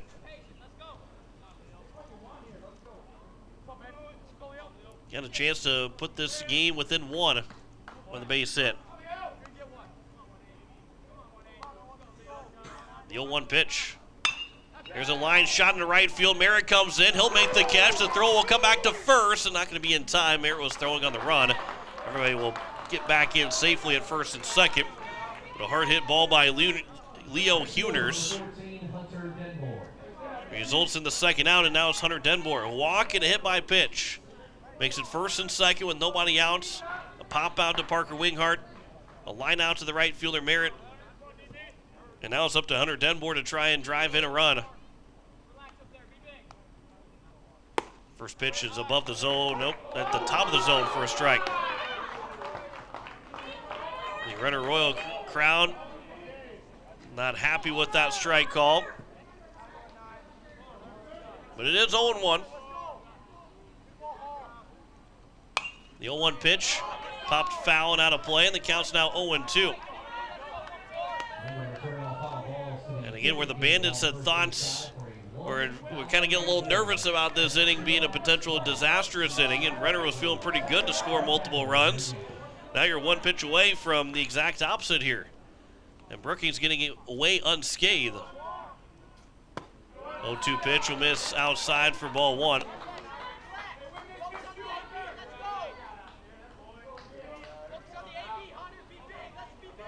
Denboer looking for the RBI. 2 runs driven in so far in the playoffs. 1-2 pitch. Again, trying to get Denboer to chase. And he doesn't chase that outside corner. Evens the count at 2 balls and 2 strikes. Deuces are wild here in the bottom of the third. 2 on and 2 outs. A 2-2 pitch and a 2-run ball game. Denboer takes it high and inside. And it's a 3-2 count, and everybody will get a head start. Runners at first and second. 2 away.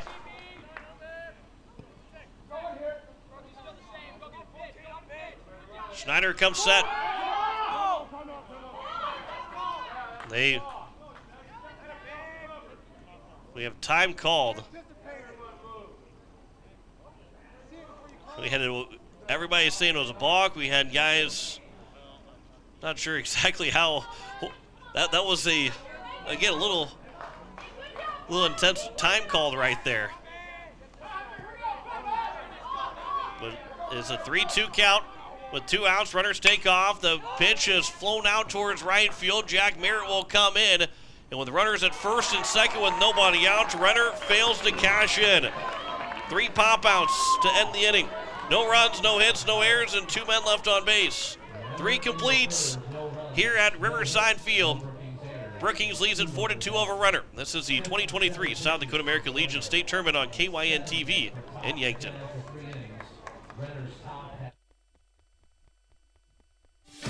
Truxedo is proud to have been part of the Yankton community since its start in 2000. One of the things I love most is that they believe in promoting from within. I've been given many opportunities to advance. Truxedo has an extensive variety of benefits available to their employees. The work environment at Truxedo is extremely positive. We are looking for you to join our production team. Visit www.truxedo.com/careers to apply.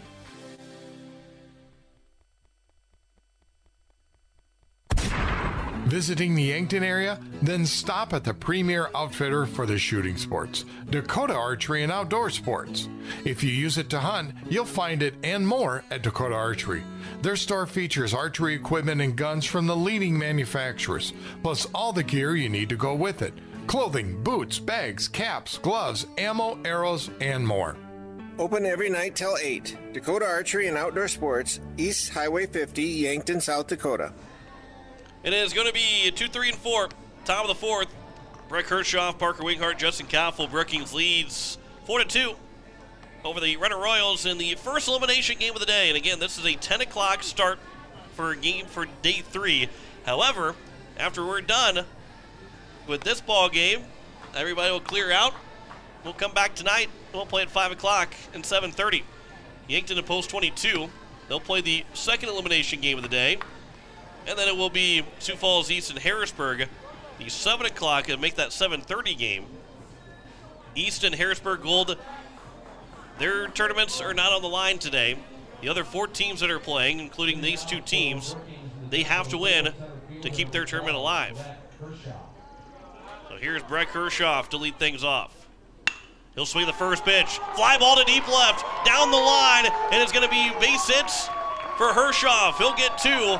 A stand-up double for Brett Kershaw. That ball might have been a little bit lower than I thought it was when it first was hit. It looked like it was higher up. The window got me kind of confused, but it's a stand-up double for Brett Kershaw. And Brookings in business to kick things off here in the top of the 4th inning. As Parker Winghardt now will come to the plate. Been on base both times. Runner takes off for third. Hershoff will steal that without a throw. Time will be called as Wheeler was standing kind of on the base a little bit, but Hershoff stole it well on the pitcher of top. So it's now with a strike called in Winghardt's. Hershoff stands at third with nobody out. Winghardt will foul that one away. And the count's now 0-2. Walked and hit by pitch so far for Parker Winghardt.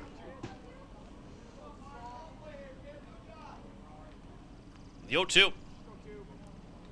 Swings and fouls it back. Stays alive, does Winghardt.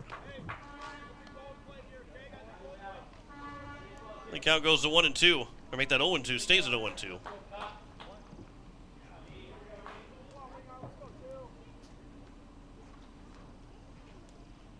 Ground ball, this should get the run home to the second baseman, Charlie Huners. It's an RBI ground out, and Brookings will take a 5-2 lead. Leadoff double, stolen base for Brett Kershaw, an RBI ground out for Winghardt.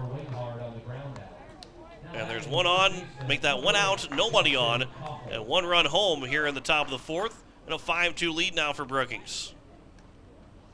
Justin Koffel, who's 0 for 1, walked in the first and ground out in the second. Takes strike 1. Bryson Top threw 70 pitches through 3 innings, trying to be efficient enough to work into the 5th for the Renner Royals. This will be a line shot down the third base line. That'll be a fair ball right down the line. Koffel rounds first. He's on his way to second. Second double of the inning for Brookings. And another man in scoring position here with 1 out in the top of the 4th. 2 extra base hits now for the Bandits, both coming here in the inning.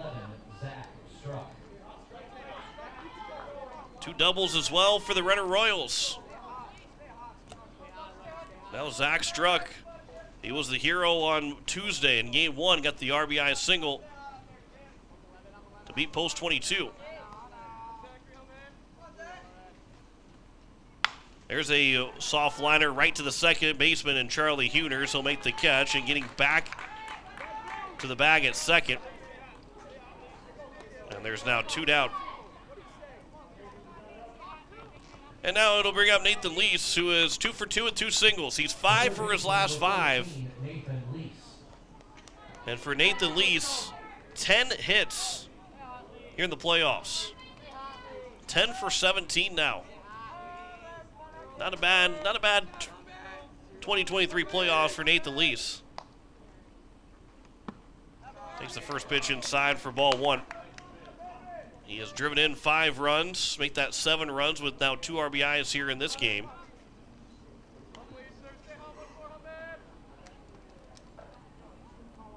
Here's the 1-0.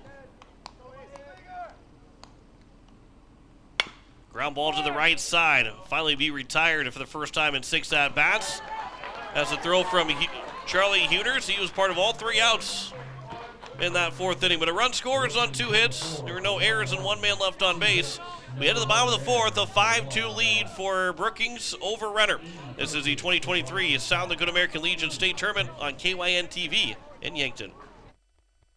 For over 100 years, DeSmit Farm Mutual has been South Dakota's insurance company, providing farm, home, and auto insurance. Families, farmers, and ranchers look to us during good times and bad because of our commitment to our communities, neighbors, and rural lifestyle. While we utilize the most advanced technology, provide the most progressive insurance policies, and offer bundle packages that save you money, DeSmit hasn't forgotten that the most important job is protecting what's important to you. Go online to DeSmitFarmMutual.com to find an agent near you. DeSmit Farm Mutual Insurance, serving South Dakota from South Dakota. Know what happens when you keep your hard-earned assets at First Dakota National Bank? You can rest assured that your accounts are protected to the maximum allowed by the FDIC, and those funds stay local. Businesses and organizations are positively impacted. The whole community benefits. You can invest your resources just about anywhere today, but if you can keep them safe, earn a good return, and benefit your local community, why invest anywhere else? First Dakota National Bank, member FDIC. 7-8-9 here for the Renner Royals. Trey Heckenleibel, Jake Wheeler, and Jacob Doctor here for the Royals, who are down 5-2 in the bottom of the fourth inning. And again, the third and fourth innings brought to you by Dakota Archery and Outdoor Sports and Sherco, a proud supporter of 2023 South Dakota American Legion Senior Baseball State Tournament. When you need to be sure, make it Sherco. And also Dakota Archery and Outdoor Sports. If you're visiting the Yankton area, then stop at the premier outfitter for the shooting sports, Dakota Archery and Outdoor Sports. If you use it to hunt, you'll find it and more at Dakota Archery. Trey Heckenleibel, who is 1 for 1 with a double. Will take the first pitch low, dropping about 2 or 3 feet in front of the plate for ball one. Winner of this game will play at some point tomorrow, whether it be the 4:30 or the 7 o'clock game. As it counts now 1-1 here to Trey Heckenleibel.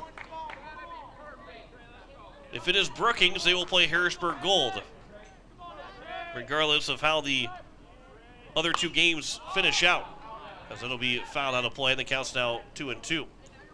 Make that 2-1. If it is Renner, then they could play either team. Unless Yankton wins the second game, then they will play, for sure, Harrisburg Gold.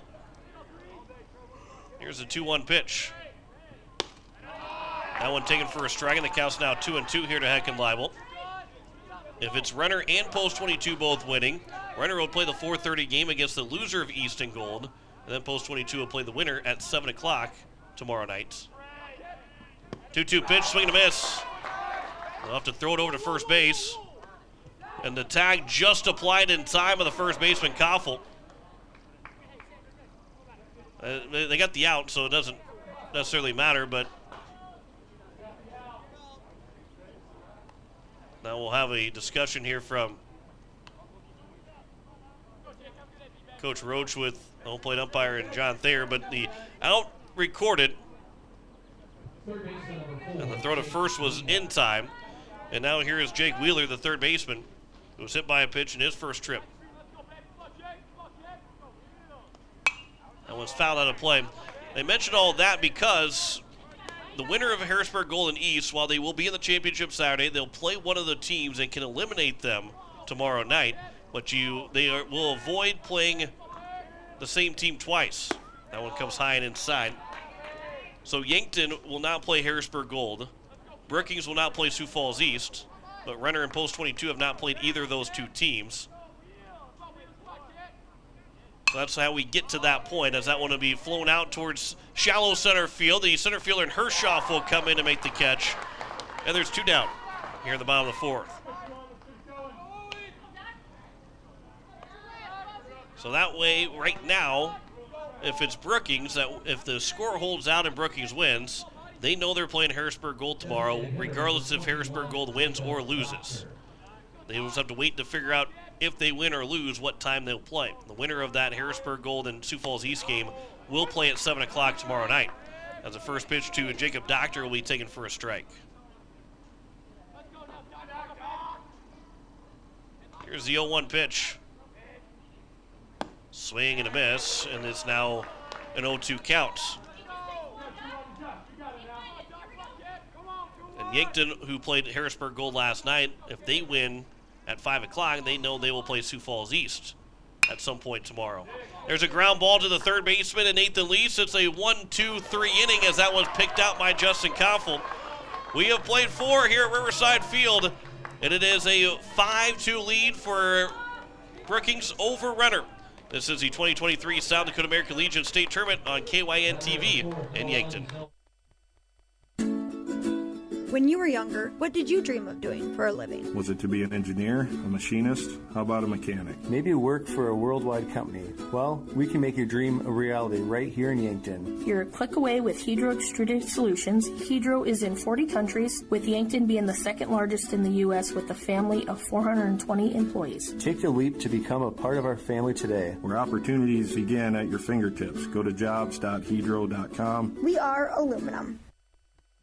Olson Pest Technicians is a family-owned business since 1966, and with over 50 years of pest management, they understand your issues, and their well-trained team will help you solve your pest problems. Issues with cockroaches, ants, bedbugs, bats, termites, spiders, rats, mice, or other creepy crawling pests? Give your home a fresh start and use the proven method of fumigation to take care of your pest problem. Olson's Pest Technicians will thoroughly get rid of pests so you can rest easy again. Call Olson Pest today, 800-KILL-BUG. That's 1-800-KILBUGS. It is the top of the fifth inning, top of the order. Make that going to be 7-8-9 for the Brookings Bandits. Top of the order will come up to the bottom of the fifth inning for the Renner Royals. But a 5-2 lead here at the top of the fifth. Jack Merritt, Sam Johnson, and Tate Hembolt, the first three hitters. Brookings scored 4 in the first on back-to-back 2 RBI singles. Zach Struck and Nate DeLeese drove in those 4 runs. And then an RBI ground out for Parker Winghart has got the 5 runs in. No RBI so far for the Renner Royals because it was a pass ball that scored Kyle Konechny in the first inning, and then a balk scored Trey Heckenleibel in the second. As the first pitch is over for strike 1 to Jack Merritt, who is 0 for 2, struck out swinging, and also had a failed bunt attempt. He popped it up and was caught by the catcher, Schlimgen. 0-1 pitch is upstairs, and the count's now 1-1. Do have 2 players standing in the right field bullpen for the Renner Royals. That one is fouled out of play, or fouled back, and the count is now at 1-2. But no activity from those 2 guys out there. So it's hard to know for sure which is which and who will be. There is one of them stretching and one of them standing there. Assume the one stretching will probably be the reliever. As there's a ground ball to the right side for Charlie Huners. How about 4 straight outs for Charlie Huners to make? A ground out, a line out, and a ground out last inning. And now he has made the first ground ball out here. As we'll have a substitution. Nolan Miles will come in and hit for Sam Johnson. So Johnson goes 0 for 2 with a fielder's choice. And Nolan Miles now into the ball game. He is 4 for 12 here in the playoffs. Yesterday, he went to 1 for 3 with a base hit. And Nolan Miles, who has gotten his 4 hits, all be singles, 5 runs driven in so far here in the 2023 postseason. He threw yesterday as well through 2/3 of an inning after catching and then going to the mound. There's a line drive. That one's going to be a base hit as it hopped in front of the first baseman and Dunham to second on his way. Miles dives at first. He is there safely. He's got himself a double. 3rd double of the ball game for the Brookings Bandits. Miles' first extra base hits here in the playoffs as well. And he's in scoring position with 1 out here at the top of the 5th inning. Let him bring up now Tate Humboldt. Left fielder number 1, Tate Humboldt. He is 0 for 1 so far. Walked in the second, reached on an error in the third. Although Brookings did not cash in with the bases loaded in that 3rd inning. Ground ball back off the glove of Top. That should be an infield single for Humboldt. And it's 1st and 3rd with 1 away. Owen Schneider coming to the plate. Pretty quick on the decision on if it's going to be a hit or an error. And they do say it's a base hit for Humboldt. That was it's kind of tough. You know, Bryson Top, he probably thinks he should have made the play, but on a one-hopper right back to the pitcher, it's hard to give them a fielding error. Most of the time it's going to be a throwing error. There's another pop-up. Charlie Huners makes the play over at second. That's the 5th straight out recorded by Charlie Huners. Outside of multiple strikeouts in a row, which isn't a putout. I don't know what the record is for most consecutive putouts in a baseball game, but Charlie Heener's got to be pretty close to it. There's a fly ball to right field, down the right field line. That is a fair ball, and another run will come in to score. An RBI single for Breck Hershoff. To third base goes Hembolt. Miles scores an RBI single. And Breck Hershoff makes it a 6-2 lead for Brookings. Good base running by Tate Hembolt. He knew that there was 2 outs, so he was off with contact. But he never broke stride around second base. They're standing up at third. And now Parker Winghart's got a chance to extend the lead some more here for Brookings. Runner takes off to second. Hershoff went on first movement from top. So he steals it easily. Top had a chance with the lefty to throw it over to first base, but couldn't get himself to throw it to first without being a balk. So now runners are at second and third, and Winghart will foul that one away. Counts now 1-1. Didn't get an RBI ground out in the top of the 4th inning. Did Winghart as he's 0 for 1 so far. 1-1 will bounce in, and a good block there by the catcher in Schlimgen.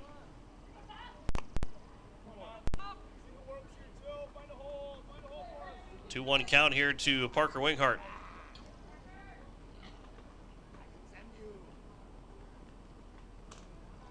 Four-run lead here for Brookings. 2-1 pitch. Bouncing in, Schlimgen, good block there. Not far enough away for the runner at third and Hembolt to even think about going home. But the count is now 3-1. On deck is Justin Koffel, the cleanup hitter.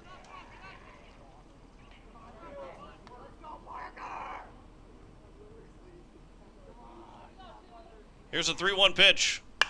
Line shot, base hit, 1 run will score. Hershoff is being waved around. He'll come in to score. Winghart will take second as the throw gets away. Winghart on his way to third now. The throw coming to third, there is no throw. 2 RBI single for Parker Winghart. And it's an 8-2 lead for the Bandits.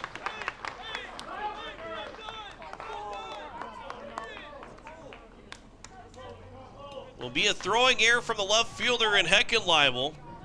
It's a base hit for Winghart. Drove in 2 runs. Now 3 RBIs for him of the day. But he took second on the throw coming in, and then the throw got away from the left fielder in Heckenleibel all the way to the backstop, which allowed Winghart to get to third base. And we'll have a pitching change as Bryson Topp's day is done. A runner on third with 2 outs here in the top of the 5th. 3 runs already in. 8-2 lead for the Brookings Bandits. Back in a minute. This is the 2023 South Dakota American Legion State Tournament on KYN-TV in Yankton. Sherco is the largest manufacturer of quality tarp and containment systems in North America. With a corporate office in Yankton, South Dakota, 9 service centers, dozens of equipment manufacturers, and hundreds of dealers, we will meet your tarping and containment needs. Gear up for harvest with our Smart Trailer line. Sherco's Smart Trailer electric accessories help you do the job faster, easier, and safer with increased productivity. Open your tarp, swing your auger into place, and open your trailer hopper from a single remote. When you need to be sure, make it Sherco. If you're a visitor to the Yankton area, maybe camping at the lake or fishing on the river, we welcome you. I'm Nancy Winandy, CEO of Yankton Thrive. And if you want to know what's going on around Yankton while you're here, search out the new visityanktonsd.com website. It features everything from shopping, dining, lodging, area attractions, recreational opportunities, and upcoming events. Visiting the Yankton area? Then go online to visityanktonsd.com for the information you need. So Bryson Topp goes 4 2/3 innings, giving up 9 hits. Right now, 8 runs, 7 of them earned. With 4 walks and 4 strikeouts. He went 93 pitches, so his tournament is done. As Justin Koff will come to the plate, and Billy Leibel will be the man on the mound for the Renner Royals. As the first pitch is upstairs for ball 1. Leibel threw last Friday, 1/3 of an inning with 1 hit allowed. His only appearance of the postseason so far. 1-0 pitch, be on the inside edge and taken for a strike. The count's now 1-1. Can't quite close the book on Bryson Topp because he is still responsible for that runner over at third base. That's over for a strike, and the count is now at 1-2. Winghart got the 2 RBI single. That end of the day for Bryson Top. He ends up at third base on the throw coming in from left field. And then it went wild as that one is flown to center field. Long run coming in as the center fielder and Konechny to make the catch and retire the side here in the top of the 5th inning. But 2 runs will score, make that 3-run score. On 4 hits in the inning, there is 1 error and 1 man left on base. We have the bottom of the 5th. It is an 8-2 lead for Brookings over Renner.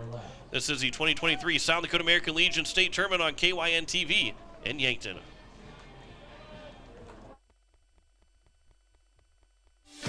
Truxedo is proud to have been part of the Yankton community since its start in 2000.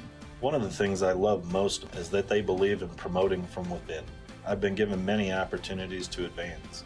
Truxedo has an extensive variety of benefits available to their employees. The work environment at Truxedo is extremely positive. We are looking for you to join our production team. Visit www.truxedo.com/careers to apply.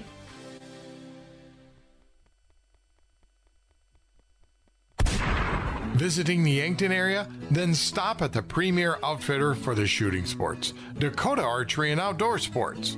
If you use it to hunt, you'll find it and more at Dakota Archery. Their store features archery equipment and guns from the leading manufacturers, plus all the gear you need to go with it. Clothing, boots, bags, caps, gloves, ammo, arrows, and more. Open every night till 8. Dakota Archery and Outdoor Sports, East Highway 50, Yankton, South Dakota.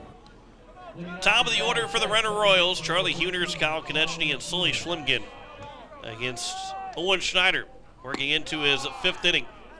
Bryson Top, official line score 4 2/3 innings, 8 runs, 7 of them earned on 9 hits, 4 walks, and 4 strikeouts. 93 pitches for Bryson Top. Counts quickly 2-0 here to Charlie Huners, who is 0 for 2 in the ball game. Struck out looking and also flew out to the center fielder, and Hershoff made that diving catch out in left center field. The count quickly is at 3-0. No activity in the left field bullpen. Nolan Miles is behind the plate now for Sam Johnson.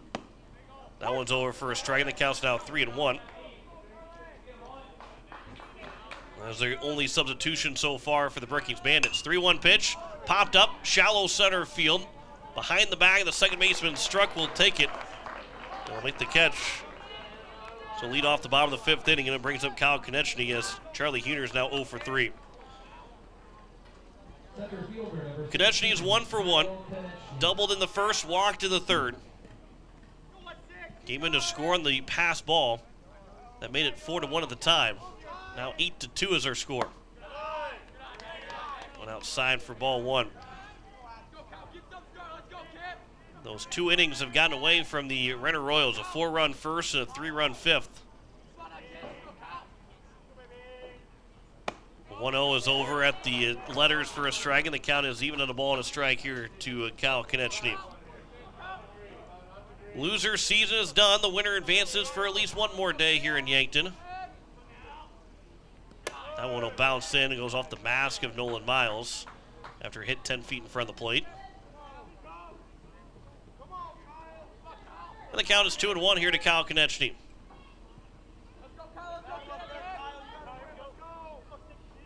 The 2-1 pitch over for a strike, and the count's now 2-1.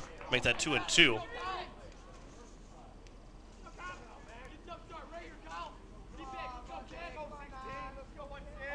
Here's the 2-2 from Schneider. Just outside, the count's now 3-2. Schneider was hoping that to be a third strike to retire Konechny. And mentioned that the 2 starting pitchers in Top and Schneider did not face this Renner team. Billy Leibel threw an inning and a third, giving up just 2 hits and no runs against the Brookings Bandits. This only popped up, fouled out of play.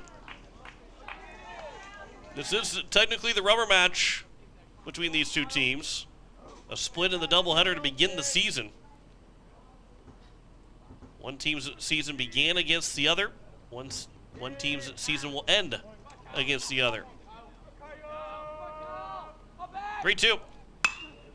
Fly ball, deep left center field. Backing up is Hershoff to the track. He'll make the catch. And there's 2 down here at the bottom of the 5th. That is now 8 straight retired for Owen Schneider. The third inning, he walked and hit a man, and then retired the next 3 in a row, and has not a lot of base runners since Sully Schlimgen was hit by a pitch. And here is Sully Schlimgen now, who has been hit by a pitch both times. Make that the third time he's been hit by a pitch.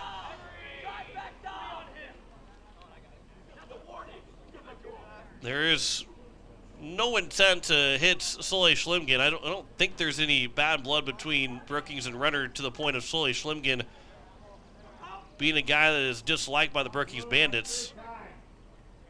To be hit 3 times. But Schlimgen is on.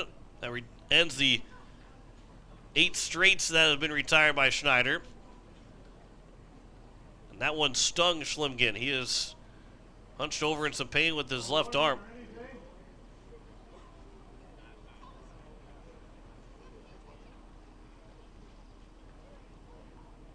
They're still looking at the arm over there of Sully Schlimgen.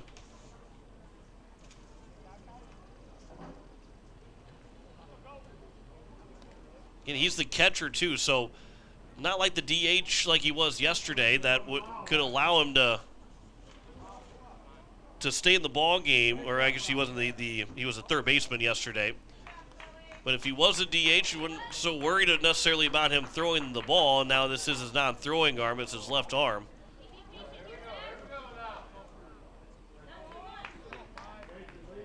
It's a runner on first with 2 away. Zach Dunham, who is 0 for 2. Flew out to the left fielder, popped out of the shortstop in his 2 trips to the plate. First pitch will be high and inside. That's off the glove of Miles, and a wild pitch that will allow Schlimgen to get to second. And so now he is in scoring position to try and cut into this deficit for the Renner Royals. 1-0 pitch, ground ball foul down the third base side. He was at 1-1.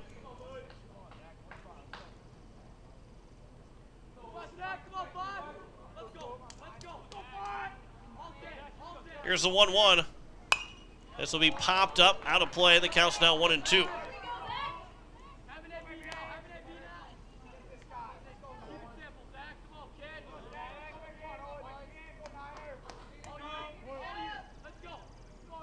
Schneider looking to retire the side. 1-2. Bouncing in. Good block there by the catcher Miles, who was just into the ball game after sitting out in the first 4.5 innings, or first four innings, and then pinch hitting in the top of the 5th. 2-2. That one is just low. Good take there by Zach Dunham. Close take, but a good take. And the count's now full at 3-2.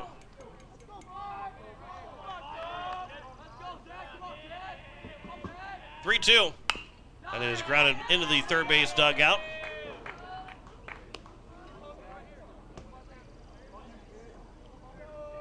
And another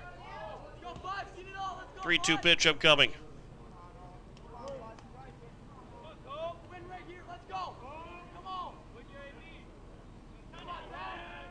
The 3-2. Bouncing in for ball 4. Dunham is now walked. He's on base for the first time, and his first and seconds with 2 away. 5th and 6th innings brought to you by Hedro and Olson Pest Technicians, one of Yankton's biggest and best employers. Hedro, when you're ready for a break and looking for a new direction, visit jobs.hedro.com. Also, Olson's Pest, your residential and commercial pest solutions. Call 1-800-KIL-BUGS. Leo Huners is 0 for 2. Struck out looking, also flew out to the right fielder. Pickoff attempt to second, and Zach Struck, who caught it over at second base, quickly returns the ball right back to the pitcher, Schneider.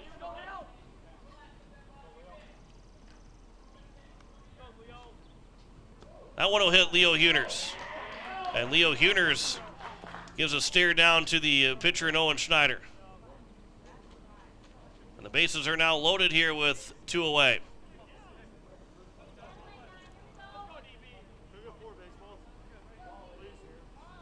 So that's the fifth man that has been hit by a pitch, or fifth plate appearance has been resulted in a hit by a pitch, as well as a mound visit here.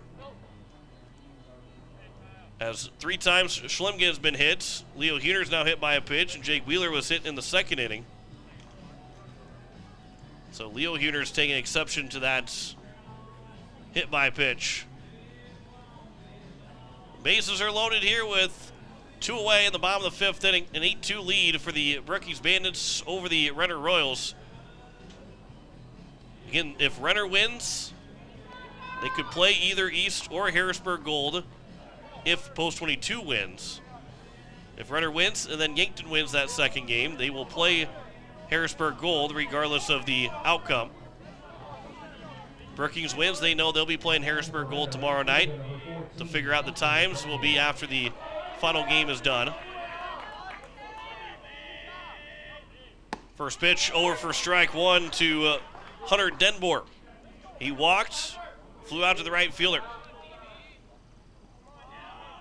Activity starting to get out in the left field bullpen. This one flown out to center field. Backing up is Hershoff. He'll make the catch to retire the side, and the bases will be stranded for the Renner Royals here in the bottom of the 5th inning. No runs, no hits, no errors, and 3 men left on base.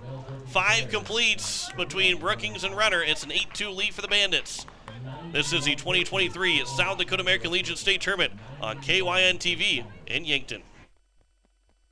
For over 100 years, DeSmit Farm Mutual has been South Dakota's insurance company, providing farm, home, and auto insurance. Families, farmers, and ranchers look to us during good times and bad because of our commitment to our communities, neighbors, and rural lifestyle.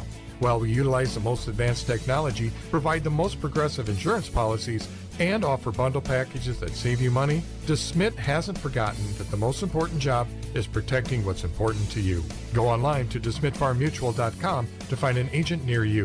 DeSmit Farm Mutual Insurance, serving South Dakota from South Dakota. Know what happens when you keep your hard-earned assets at First Dakota National Bank? You can rest assured that your accounts are protected to the maximum allowed by the FDIC, and those funds stay local. Businesses and organizations are positively impacted. The whole community benefits. You can invest your resources just about anywhere today, but if you can keep them safe, earn a good return, and benefit your local community, why invest anywhere else? First Dakota National Bank, member FDIC. Here for the Brookings Bandits, it will be 5, 6, and 7. Zach Struck, Nathan Leese, and Jack Merritt trying to extend their 6-run lead right now, and they lead at 8-2. Here in our first game of 3 today. Renner Brookings elimination game right now. 5 o'clock will be Rapid City Post 22 and Yankton an elimination game. And then Sioux Falls East and Harrisburg Gold, a double elimination game. The two teams that are 2-0. The winner will advance and play the 7 o'clock game tomorrow night. The loser will play the 4:30 game, and then it will be however these two teams, the combination of Renner and Brookings, and then Post 22 and Yankton, however those two teams come away with it, they'll figure out then where they're going to play and who they will. They know who they will play, but it will all depend on the timing of it all. And we'll have a more breakdown and a little bit more an idea, and if you're confused by it, it'll make more sense, especially once we get to that 7:30 game tonight. It'll make a lot more sense on who will play where and when they will play. As the first pitch to Zach Struck will be taken for a strike. Here's the 0-1. Ground ball to the left side, fielded by the shortstop in Leo Huners. His throw to first is in time, and Struck is retired to lead off the top of the 6th inning. It's the first time, I admit that the 3rd inning now of 6 that the leadoff man has been retired. Nathan Lees, who is 2 for 3, and 5 for his last 6, will come to the plate. 2 RBI single in the 1st inning for Nathan Lees. Outside for ball 1. Again, had some activity out in the left field bullpen for the Brookings Bandits. Can't quite tell who that is out there for the Bandits, but might be Austin Clark. That one's outside. The count's now 2-0. It's hard to tell the numbers But over 90 pitches thrown from Owen Schneider, so he is closing in on the end of his day. But he was able to get at least through 5 complete innings. And it gives the 6th and 7th, the Bandits 6 outs away from advancing to Friday. That one's over for a strike, and the count's now 3-1 here to Nathan Lees. 4 teams will remain after today. 2 more teams eliminated. Half the field will be gone by the time we get to the 7:30 game. That'll be inside for ball 4, and a walk issued to Lees. And we'll bring up the right fielder in Jack Merritt.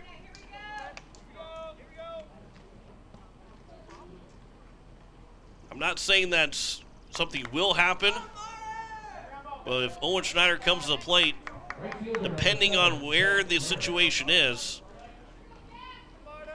if you're going to retaliate at some point with the fact that Schlimgen has been hit by 3 pitches and 5 pitches overall, and Leo Huner is not happy the last time that he was hit, if there is going to be retaliation, Owen Schneider is due up here in 4 more batters, or 3 batters after this. I want to come inside, and the count's now 2-0. I'm not saying that Renner's going to do it. Not saying that they should or shouldn't do it. But that Schneider at bat, if the bases are loaded, you're not gonna hit him to allow a run to come in to score. If he does get hit, it's not going to be on purpose. That would be Renner would be dumb to do that, to let that happen and do that. Billy Leibel would not do that. I'm not even saying that Billy Leibel would end up hitting Schneider on purpose, but if things would happen, Schneider potentially could be coming up this inning, and it's now 1st and 2nd with nobody out. And Nolan Miles to the plate. We'll have a mound visit here from Coach Greco. And we'll see if Billy Leibel stays in the ball game or if they'll make another change.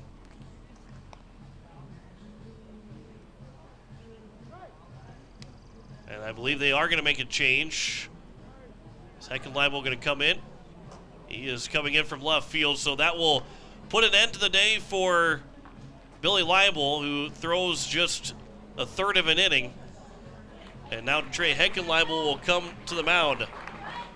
We will step aside. We'll tell you the changes after this minute break. This is the 2023 South Dakota American Legion State Tournament on KYN-TV in Yankton. Sherco is the largest manufacturer of quality tarp and containment systems in North America. With a corporate office in Yankton, South Dakota, 9 service centers, dozens of equipment manufacturers, and hundreds of dealers, we will meet your tarping and containment needs. Gear up for harvest with our Smart Trailer line. Sherco's Smart Trailer electric accessories help you do the job faster, easier, and safer with increased productivity. Open your tarp, swing your auger into place, and open your trailer hopper from a single remote. When you need to be sure, make it Sherco. If you're a visitor to the Yankton area, maybe camping at the lake or fishing on the river, we welcome you. I'm Nancy Winandy, CEO of Yankton Thrive. And if you want to know what's going on around Yankton while you're here, search out the new visityanktonsd.com website. It features everything from shopping, dining, lodging, area attractions, recreational opportunities, and upcoming events. Visiting the Yankton area? Then go online to visityanktonsd.com for the information you need. Trey Heckenleibel is on the mound. He has thrown just once so far here in the playoffs. He threw an inning without a run scoring, without a hit, a walk, and a strikeout. That was in the 5-3 win. He picked up the save against Brandon Valley in that first game of that first-round series. So now the lefty will look to try and keep this ball game right where it's at, an 8-2 score right now. And we look at the stats for Billy Leibel, who only lasted a 1/3 of an inning. Gave up 2 walks. Retired the only man that he faced in that last inning. He retired, but 2 walks. He is responsible for the 2 runners on base right now, so he can't close the book officially on Billy Leibel. But it is Nolan Miles, the catcher, who doubled in his only at-bat so far, came in to pinch hit in the top of the 5th inning. First pitch is upstairs for ball 1 to Miles. Bryson Topp make that Billy Leibel would be eligible to come back and pitch even tomorrow. But could pitch Saturday again if Renner gets there. They've got to win this game and win another game tomorrow to get to Saturday. Counts 1-1.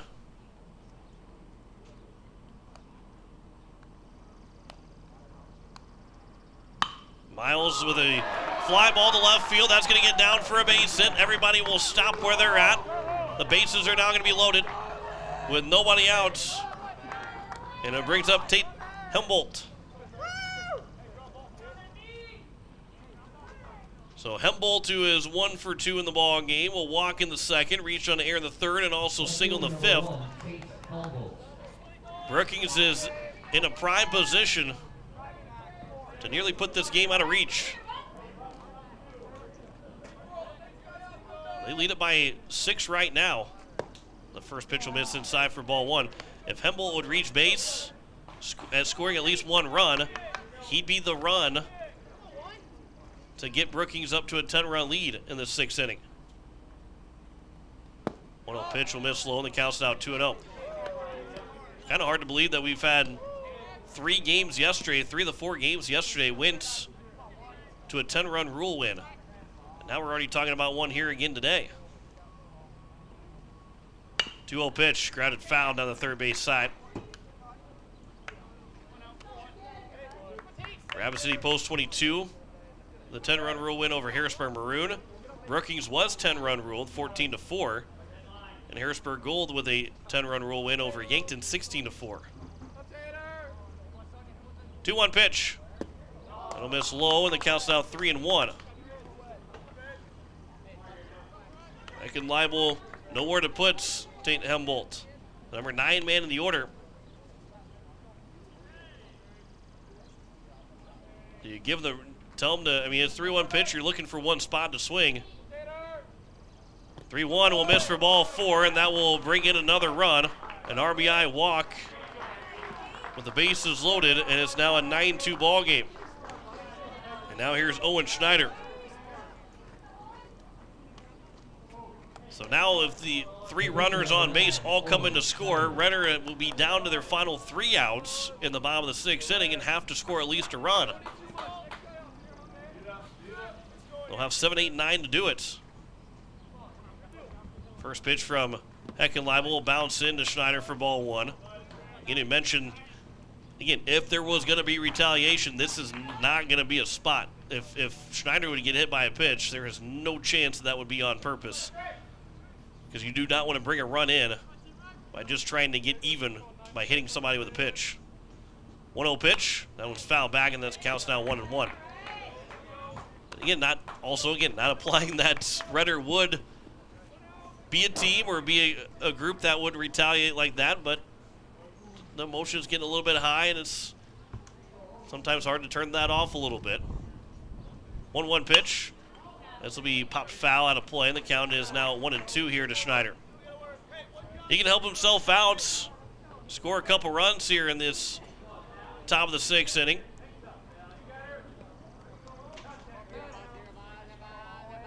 The 1-2 from Ekin Leibel to Schneider. Upstairs, and the count's now 2-2. 9 runs on 10 hits without an error for Brookings. 2 runs, only 2 hits, and 3 errors for Renner. Ground ball, this will score at least a run. The play made by the shortstop and Charlie Huners, the throw is going to be in time. First baseman kept his foot on the bag. Then Zach Dunham, and a good throw from Leo Huners, an RBI ground out for Owen Schneider, who is now 0 for 5 in the ball game. But it brings up Breck Hershoff, who is 2 for 3, and a base hit makes this a 12-2 ball game.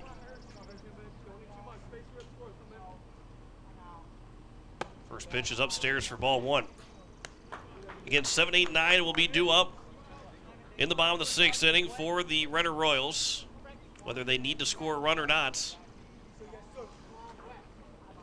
1-0 pitch is outside, and the count's now 2-0.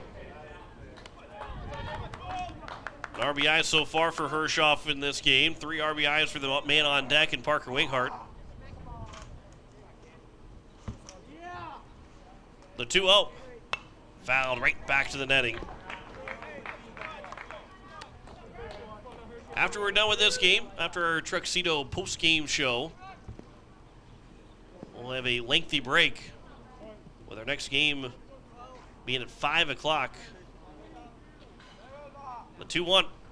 That'll miss low, and the count's now 3-1. Right now, looking at potential 4.5-hour break between the end of our broadcast and then the start of our next broadcast. The 3-1.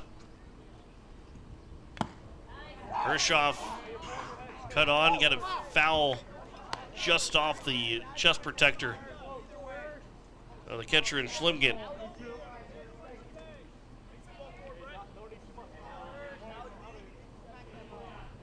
So now here is a 3-2 from Heckenleibel to Hershoff. Misses for ball 4, and the bases are loaded. 4th time that Hershoff has been on base, and the 8th man to come to the plate now in Parker Winghart, who can do some damage. And again, 2 runs scoring here in this inning right now already, but another 2 men in scoring position can make this a 10-run ball game here in the top of the 6th. Winghart takes ball 1. RBI ground out in the 4th, the 2 RBI single in the top of the 5th. He's also been walked and hit by a pitch.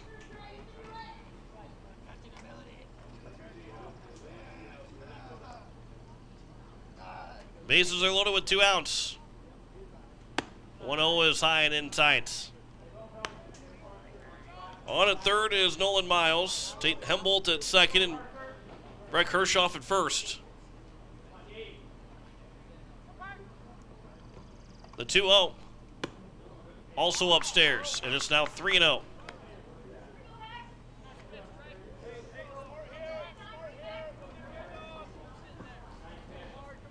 Most likely taking his Winghart with the bases loaded and a 3-0 count.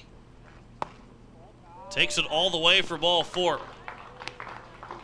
And it's now an 11-2 ball game. An RBI walk for Winghart. He'll have a mound visit. As Justin Koffel, the 9th man to come to the plate, has a chance to reach base and to give Brookings a 10-run lead. Again, the 5th and 6th innings, they're brought to you by Hedro and Olson Pest Technicians. Hedro, one of Yankton's biggest and best employers. When you're ready for a break and looking for a new direction, visit jobs.hedro.com. And also Olson's Pest, your residential and commercial pest control solutions. Call 1-800-KIL-BUGS. And our game's also brought to you by First Dakota National Bank. Great banking is built on trust, and trust takes time. First Dakota has proudly supported the dreams and banking needs of their customers for 150 years. They offer personal, business, and ag banking solutions for every stage of your journey, plus a friendly team of professional bankers ready to put you first. And don't forget, all games are brought to you, they're brought to you by, but also on KYN TV on YouTube. Go back and watch any game throughout this state tournament on YouTube. First pitch to Justin Koffel will be taken for strike 1. Koffel's 1 for 3, doubled back in the 4th inning. The 0-1. There's a fly ball to left field coming in, and the shortstop drops it. Leo Heners can't make the catch. 2 runs are going to score. The throw will come back in. It's going to be behind the pitcher, and another error. It'll be 2 errors that will be charged to Leo Heners. That scores 2 runs, and the lead is 15. Make that 13-2. So it's going to be first and third, an error, and then a throwing error by Leo Heners. Number 11, second baseman, Zach Struck. And now it's Zach Struck, who led off the inning with a ground out to the shortstop. So 2 errors in the same play. Scores 2 runs and also moves another runner up to third base. This will be popped up to the right side into foul territory. Long run for everybody. It's going to drop in and foul. So now going to the bottom of the sixth inning. We've still got to get to the end of this top of the sixth, but it'll be 7, 8, 9 for Trey Heckenleibel, Jake Wheeler, and Jacob Doctor. Those three guys, the combination of a couple more at the top of the order, will have to score at least 2 runs in the bottom of the sixth inning to extend the ball game into a 7th inning. Otherwise, we'll have our 4th 10-run rule ball game in 9 games in total here at the 2023 state tournament. The 0-1. Runner takes off for second. He'll be standing there at second base in Koffel. It was blocked up by the catcher in Schlimgen. So now another base hit, scores 2 more runs, and extends the lead even farther for the Brookings Bandits. This will be popped up. Center field coming in is going to be Konechny. He'll make the catch and retire the side. 10 men come to the plate in the inning. A total of 5 runs score on just 1 hit, 2 errors, and 2 men left on base. After 5.5, it is a 13-2 lead for Brookings over Renner.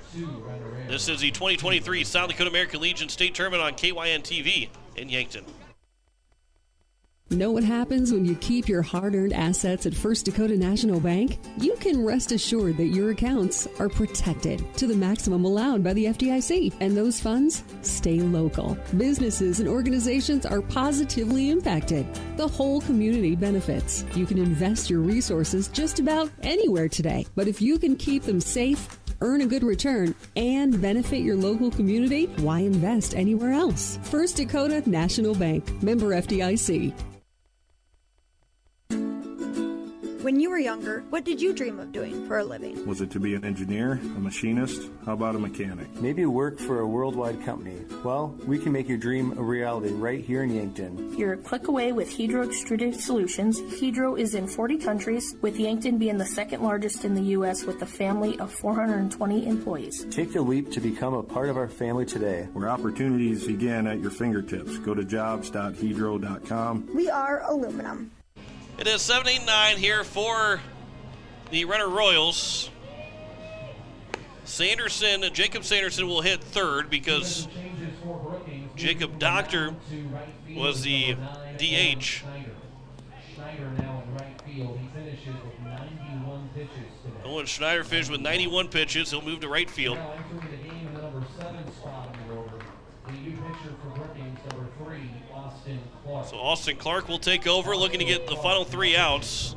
He would hit in Jack Merritt's spot. If we get to the 7th inning, he would be due up second. However, Austin Clark, who is making it his playoff appearance on the mound, is trying to finish out this ball game and get 3 outs and send Brookings to Friday to take on Harrisburg Gold at either 4:30 or 7 o'clock. And for Austin Clark, look at his total numbers here in the season. 23 2/3 innings. This will be his 7th appearance overall. 21 hits, 14 runs, 9 of them earned. An ERA at 2.66, whip at 1.39. The batting average against at 233. So Heckenleibel, the first man to hit for the Renner Royals with their season now on the line. Down by 11 here at the bottom of the 6th inning. First pitch will miss low for ball 1. Heckenleibel 1 for 2 of the double. Renner has not got a base hit since the 2nd inning on that Heckenleibel double. That one's over for a strike. The count's now 1-1. Schneider gave up just those 2 runs. One was on a pass ball, and the other was by a balk. This will be popped up left side. Coming in as a left fielder. The shortstop Winghart will call off the left fielder Hemboldt and make the catch, and there's one down here in the bottom of the 6th inning. And Renner down to their final 2 outs. Number 4, third baseman, Jake Wheeler. Get you full total here is for Owen Schneider. who is in line for the win, going 5 innings. As Jake Wheeler comes to the plate, he's 0 for 1, was hit by a pitch in the second. Let me foul out of play. So Schneider goes 5 innings, giving up just 2 hits, 2 runs, only 1 of them earned, 3 walks and 4 strikeouts. Here's the 0-1. That bounces in, and the count is even at a ball and a strike.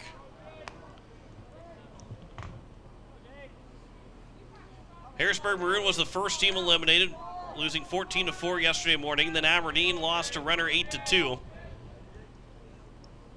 So now the 6th seed could be the 3rd team to go. All bottom 3 seeds will be the first 3 eliminated, as the count is now at 1-2 here to Jake Wheeler. 1-2 pitch comes inside. The count's now 2-2. If that were the case, then Yankton says let's continue that trend at 5 o'clock and have the number 5 seed, post 22, be eliminated next, as Yankton, the 3 seed, will take on the 5 seed in post 22. That'll be fouled out of play. Count is at 2-2. Bryce Ladwig and Braden Butler will be on the call of that one at 5 o'clock. Then at 7:30, Tel Tanner will have the call of Sioux Falls East and Harrisburg Gold.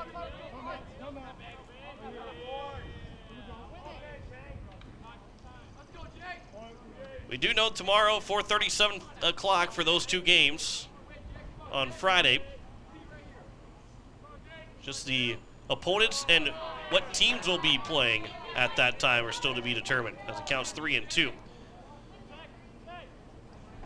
So with the win here for Brookings, again, they got to get this final 2 outs or at least 5 outs. There's a line shot. There's a base hit for Jake Wheeler.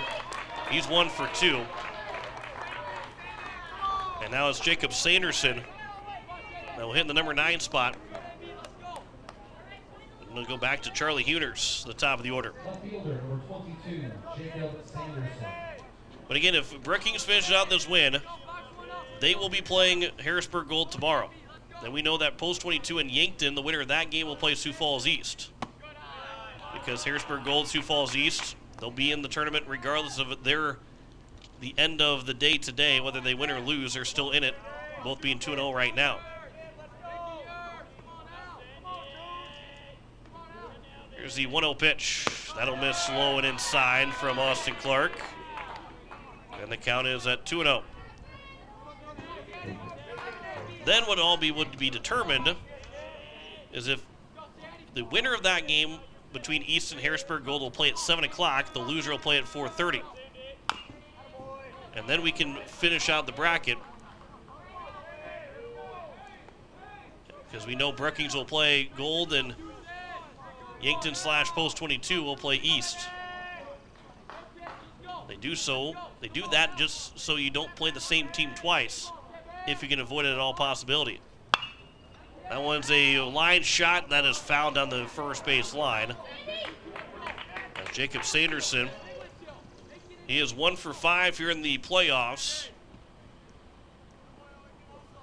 Has scored a run and 2 strikeouts in his 5 at-bats.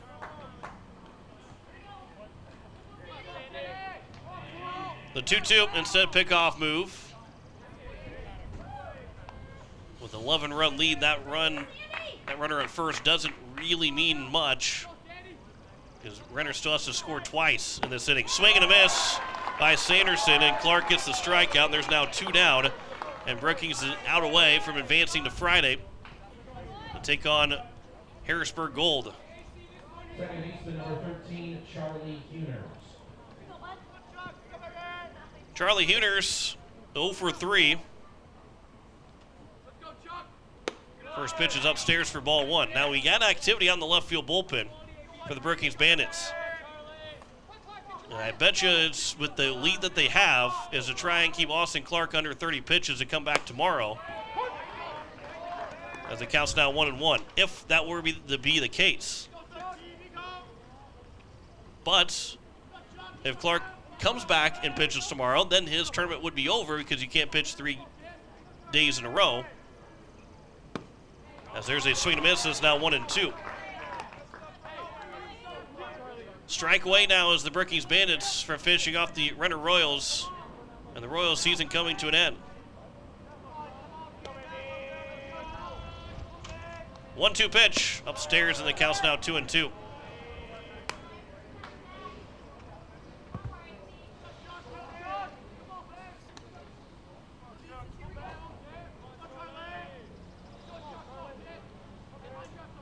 The 2-2 from Clark. Line shot foul. We'll do it again here at 2-2. Again, our next broadcast will come up at 4:30. Yankton and Post 22. Our final game will be played at 7:30, scheduled for a 7:30 start time. 2-2. That is missing low and outside. The count's now 3-2. Runner at first, and Wheeler will get a head start. And his run doesn't really mean much because Charlie Heeners has to reach and score. The 3-2 will miss for ball 4. And it's now first and second, and that run to keep the ball game alive is on over at first. Now time will be called to delay the inevitable here, potential delay the inevitable. Again, with the spot that Austin Clark is at, they're probably trying to keep him from under 30 pitches so he can be available tomorrow to throw against Harrisburg Gold as long as they finish with the win. And with an 11-run lead, you feel a little bit more comfortable doing something like that than if it was a 3-2 ball game. Because right now, for Austin Clark, he has thrown 22 pitches, so he's got 7 more pitches to go before he would have to be removed to try and be eligible to pitch again tomorrow. But again, if he throws today, throws again tomorrow, you might as well throw him 105 pitches because he cannot pitch again on Saturday, which maybe might be the plan. Might be to say, we're going to start you after throwing under 30 today. We're going to start you tomorrow, and we're going to give you the full leash to go 105 pitches.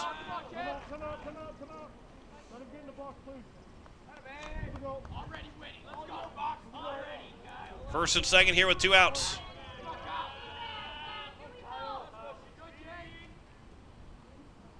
First pitch right down the middle to Kyle Konechny, who is 1 for 2 with a double. 3 hits in the ball game for the Renner Royals. Wheeler has one of those 3 hits. He stands at second base. Here's the 0-1. That one will bounce in. The count goes to 1-1. And if you're keeping track here, that's 5 pitches remaining for Austin Clark if he wants to come back, if they want to keep him to come back and pitch tomorrow.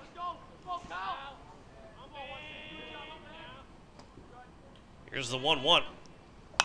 That'll be fouled out of play. Now 1-2, and again, Renner is down to their final strike here in the 2023 season.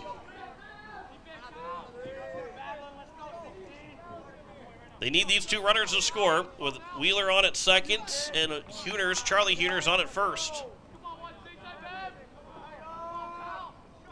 The 1-2 pitch, grounded foul. So now down to 3 pitches is Austin Clark. Which would be if you get a couple more balls at a 3-2 count and then you get a foul ball by Kyle Konechny, do you take him out to keep him at 29 pitches?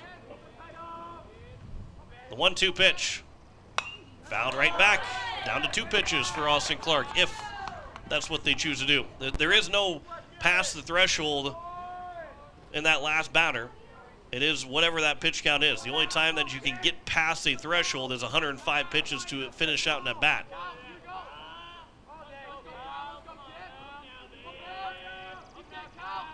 The 1-2 pitch. Fly ball, that is foul again. And this could be the final pitch for Austin Clark, whether he retires Kyle Konechny or not. This will be the 7th pitch of the at-bat.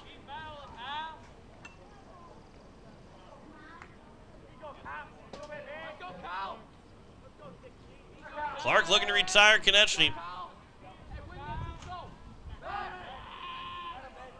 Looking to maybe pick off Wheeler at second, but back in standing up is Wheeler. The 1-2 pitch. Upstairs, and it's now 2-2. That was pitch number 29.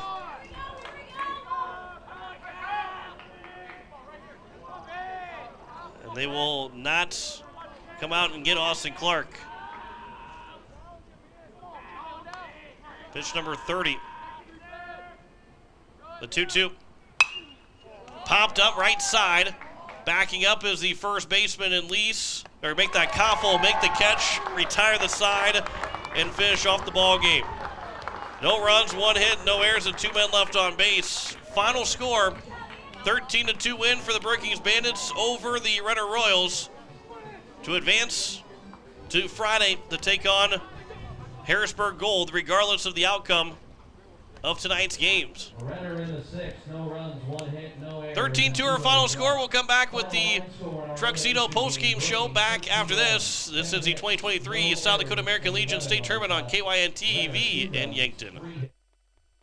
Olson Pest Technicians is a family-owned business since 1966, and with over 50 years of pest management, they understand your issues, and their well-trained team will help you solve your pest problems. Issues with cockroaches, ants, bedbugs, bats, termites, spiders, rats, mice, or other creepy crawling pests? Give your home a fresh start and use the proven method of fumigation to take care of your pest problem. Olson's Pest Technicians will thoroughly get rid of pests so you can rest easy again. Call Olson Pest today, 800-KILL-BUG. That's 1-800-KILBUGS. Sherco is the largest manufacturer of quality tarp and containment systems in North America. With a corporate office in Yankton, South Dakota, 9 service centers, dozens of equipment manufacturers, and hundreds of dealers, we will meet your tarping and containment needs. Gear up for harvest with our Smart Trailer line. Sherco's Smart Trailer electric accessories help you do the job faster, easier, and safer with increased productivity. Open your tarp, swing your auger into place, and open your trailer hopper from a single remote. When you need to be sure, make it Sherco.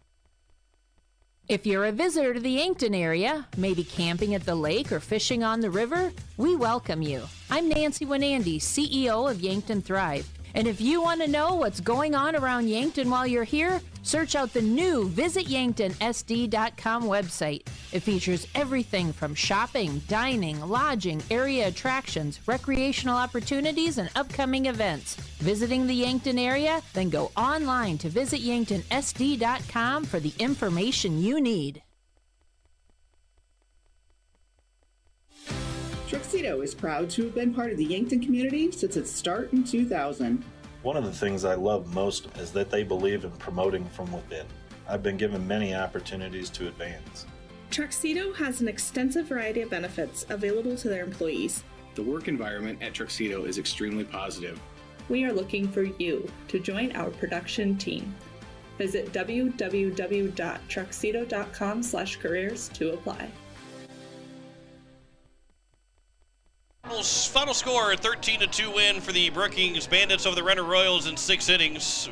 Brookings scored 4 in the first, 3 in the fifth, and another 5 in the sixth with a run in the 4th inning. Renner made it 4-2 after 2 innings. They did not get an RBI at all in the game. Kyle Konechny doubled, then scored on a pass ball. Trey Heckenleibel doubled, then he scored on a balk. That was the only 2 runs that Renner scored in the ball game. 13 runs, 10 hits, no errors.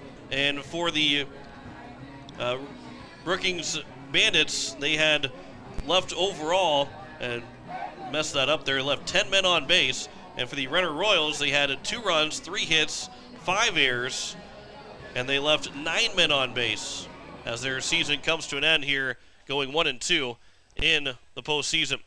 The Brookings Bandits, they will take on Harrisburg Gold tomorrow night. Now, if Harrisburg Gold wins, Brookings and Harrisburg Gold will play at 7 o'clock. If Harrisburg Gold loses, they will play at 4:30 in the first game.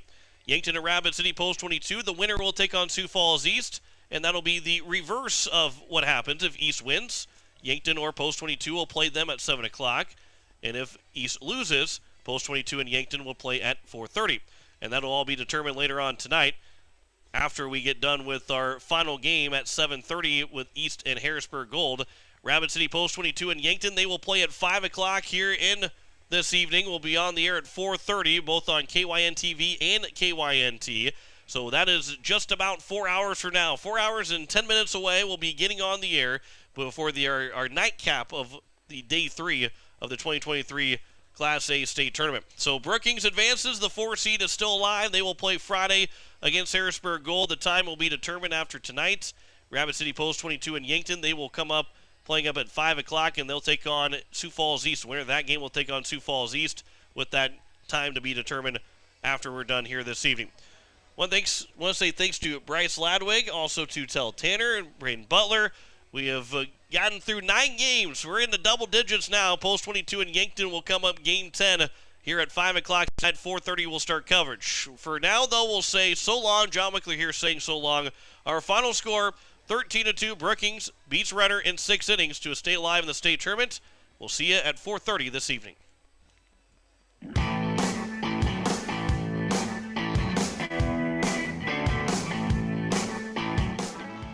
Thank you for watching KYN-TV's coverage of the 2023 South Dakota American Legion Baseball State Tournament. Be sure to tune in to the next game from Riverside Field.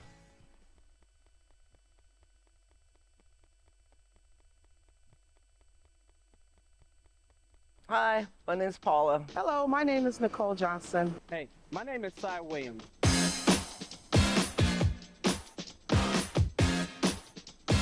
I am extrusion supervisor. I've been working at Hedro for about 10 years now. The reason I like working at Hedro is for the challenges and the opportunities to step up. I first started off in packing, and I was able to move myself up within the first 5 years. I believe it's a great place to work at. I've been working here since 2011.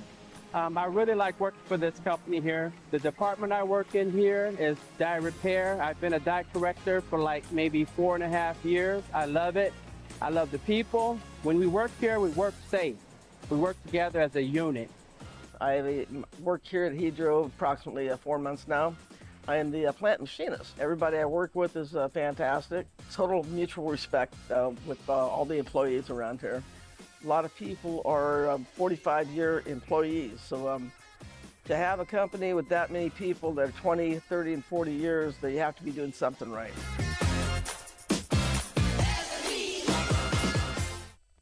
Starting the first bank in South Dakota was the easy part, earning the confidence of local farmers, helping families account for their dreams, and securing the future for countless businesses took us a little longer.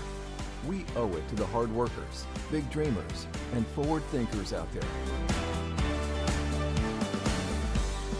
Thank you for making South Dakota a great place to call home.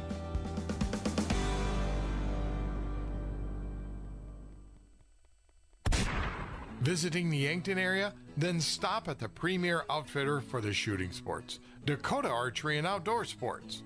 If you use it to hunt, you'll find it and more at Dakota Archery. Their store features archery equipment and guns from the leading manufacturers, plus all the gear you need to go with it. Clothing, boots, bags, caps, gloves, ammo, arrows, and more. Open every night till 8. Dakota Archery and Outdoor Sports, East Highway 50, Yankton, South Dakota. For over 100 years, DeSmit Farm Mutual has been South Dakota's insurance company, providing farm, home, and auto insurance. Families, farmers, and ranchers look to us during good times and bad because of our commitment to our communities, neighbors, and rural lifestyle. While we utilize the most advanced technology, provide the most progressive insurance policies, and offer bundle packages that save you money, DeSmit hasn't forgotten that the most important job is protecting what's important to you. Go online to DeSmitFarmMutual.com to find an agent near you. DeSmit Farm Mutual Insurance, serving South Dakota from South Dakota.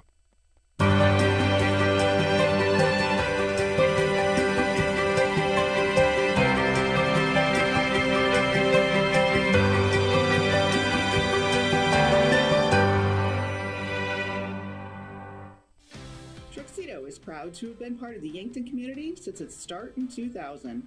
One of the things I love most is that they believe in promoting from within. I've been given many opportunities to advance. Truxedo has an extensive variety of benefits available to their employees. The work environment at Truxedo is extremely positive. We are looking for you to join our production team. Visit www.truxedo.com/careers to apply. SureCo is the largest manufacturer of quality tarp and containment systems. With a corporate office in Yankton and 9 service centers, we will meet your tarping and containment needs. Gear up for harvest with our smart trailer line. SureCo's smart trailer electric accessories help you do the job faster, easier, and safer with increased productivity. When you need to be sure, make it SureCo. Do you have a pest problem? Got bats, ants, termites? Family owned and operated, Olson's Pest Technicians have had over 50 years experience taking care of pest problems in places across South Dakota, Nebraska, and Iowa. Utilizing brilliant methods such as Centricon bait stations for termites and Vicane treatment for bed bugs. There's no pest too tough for Olson's Pest Technicians. If you have pest problems, call 800-KILL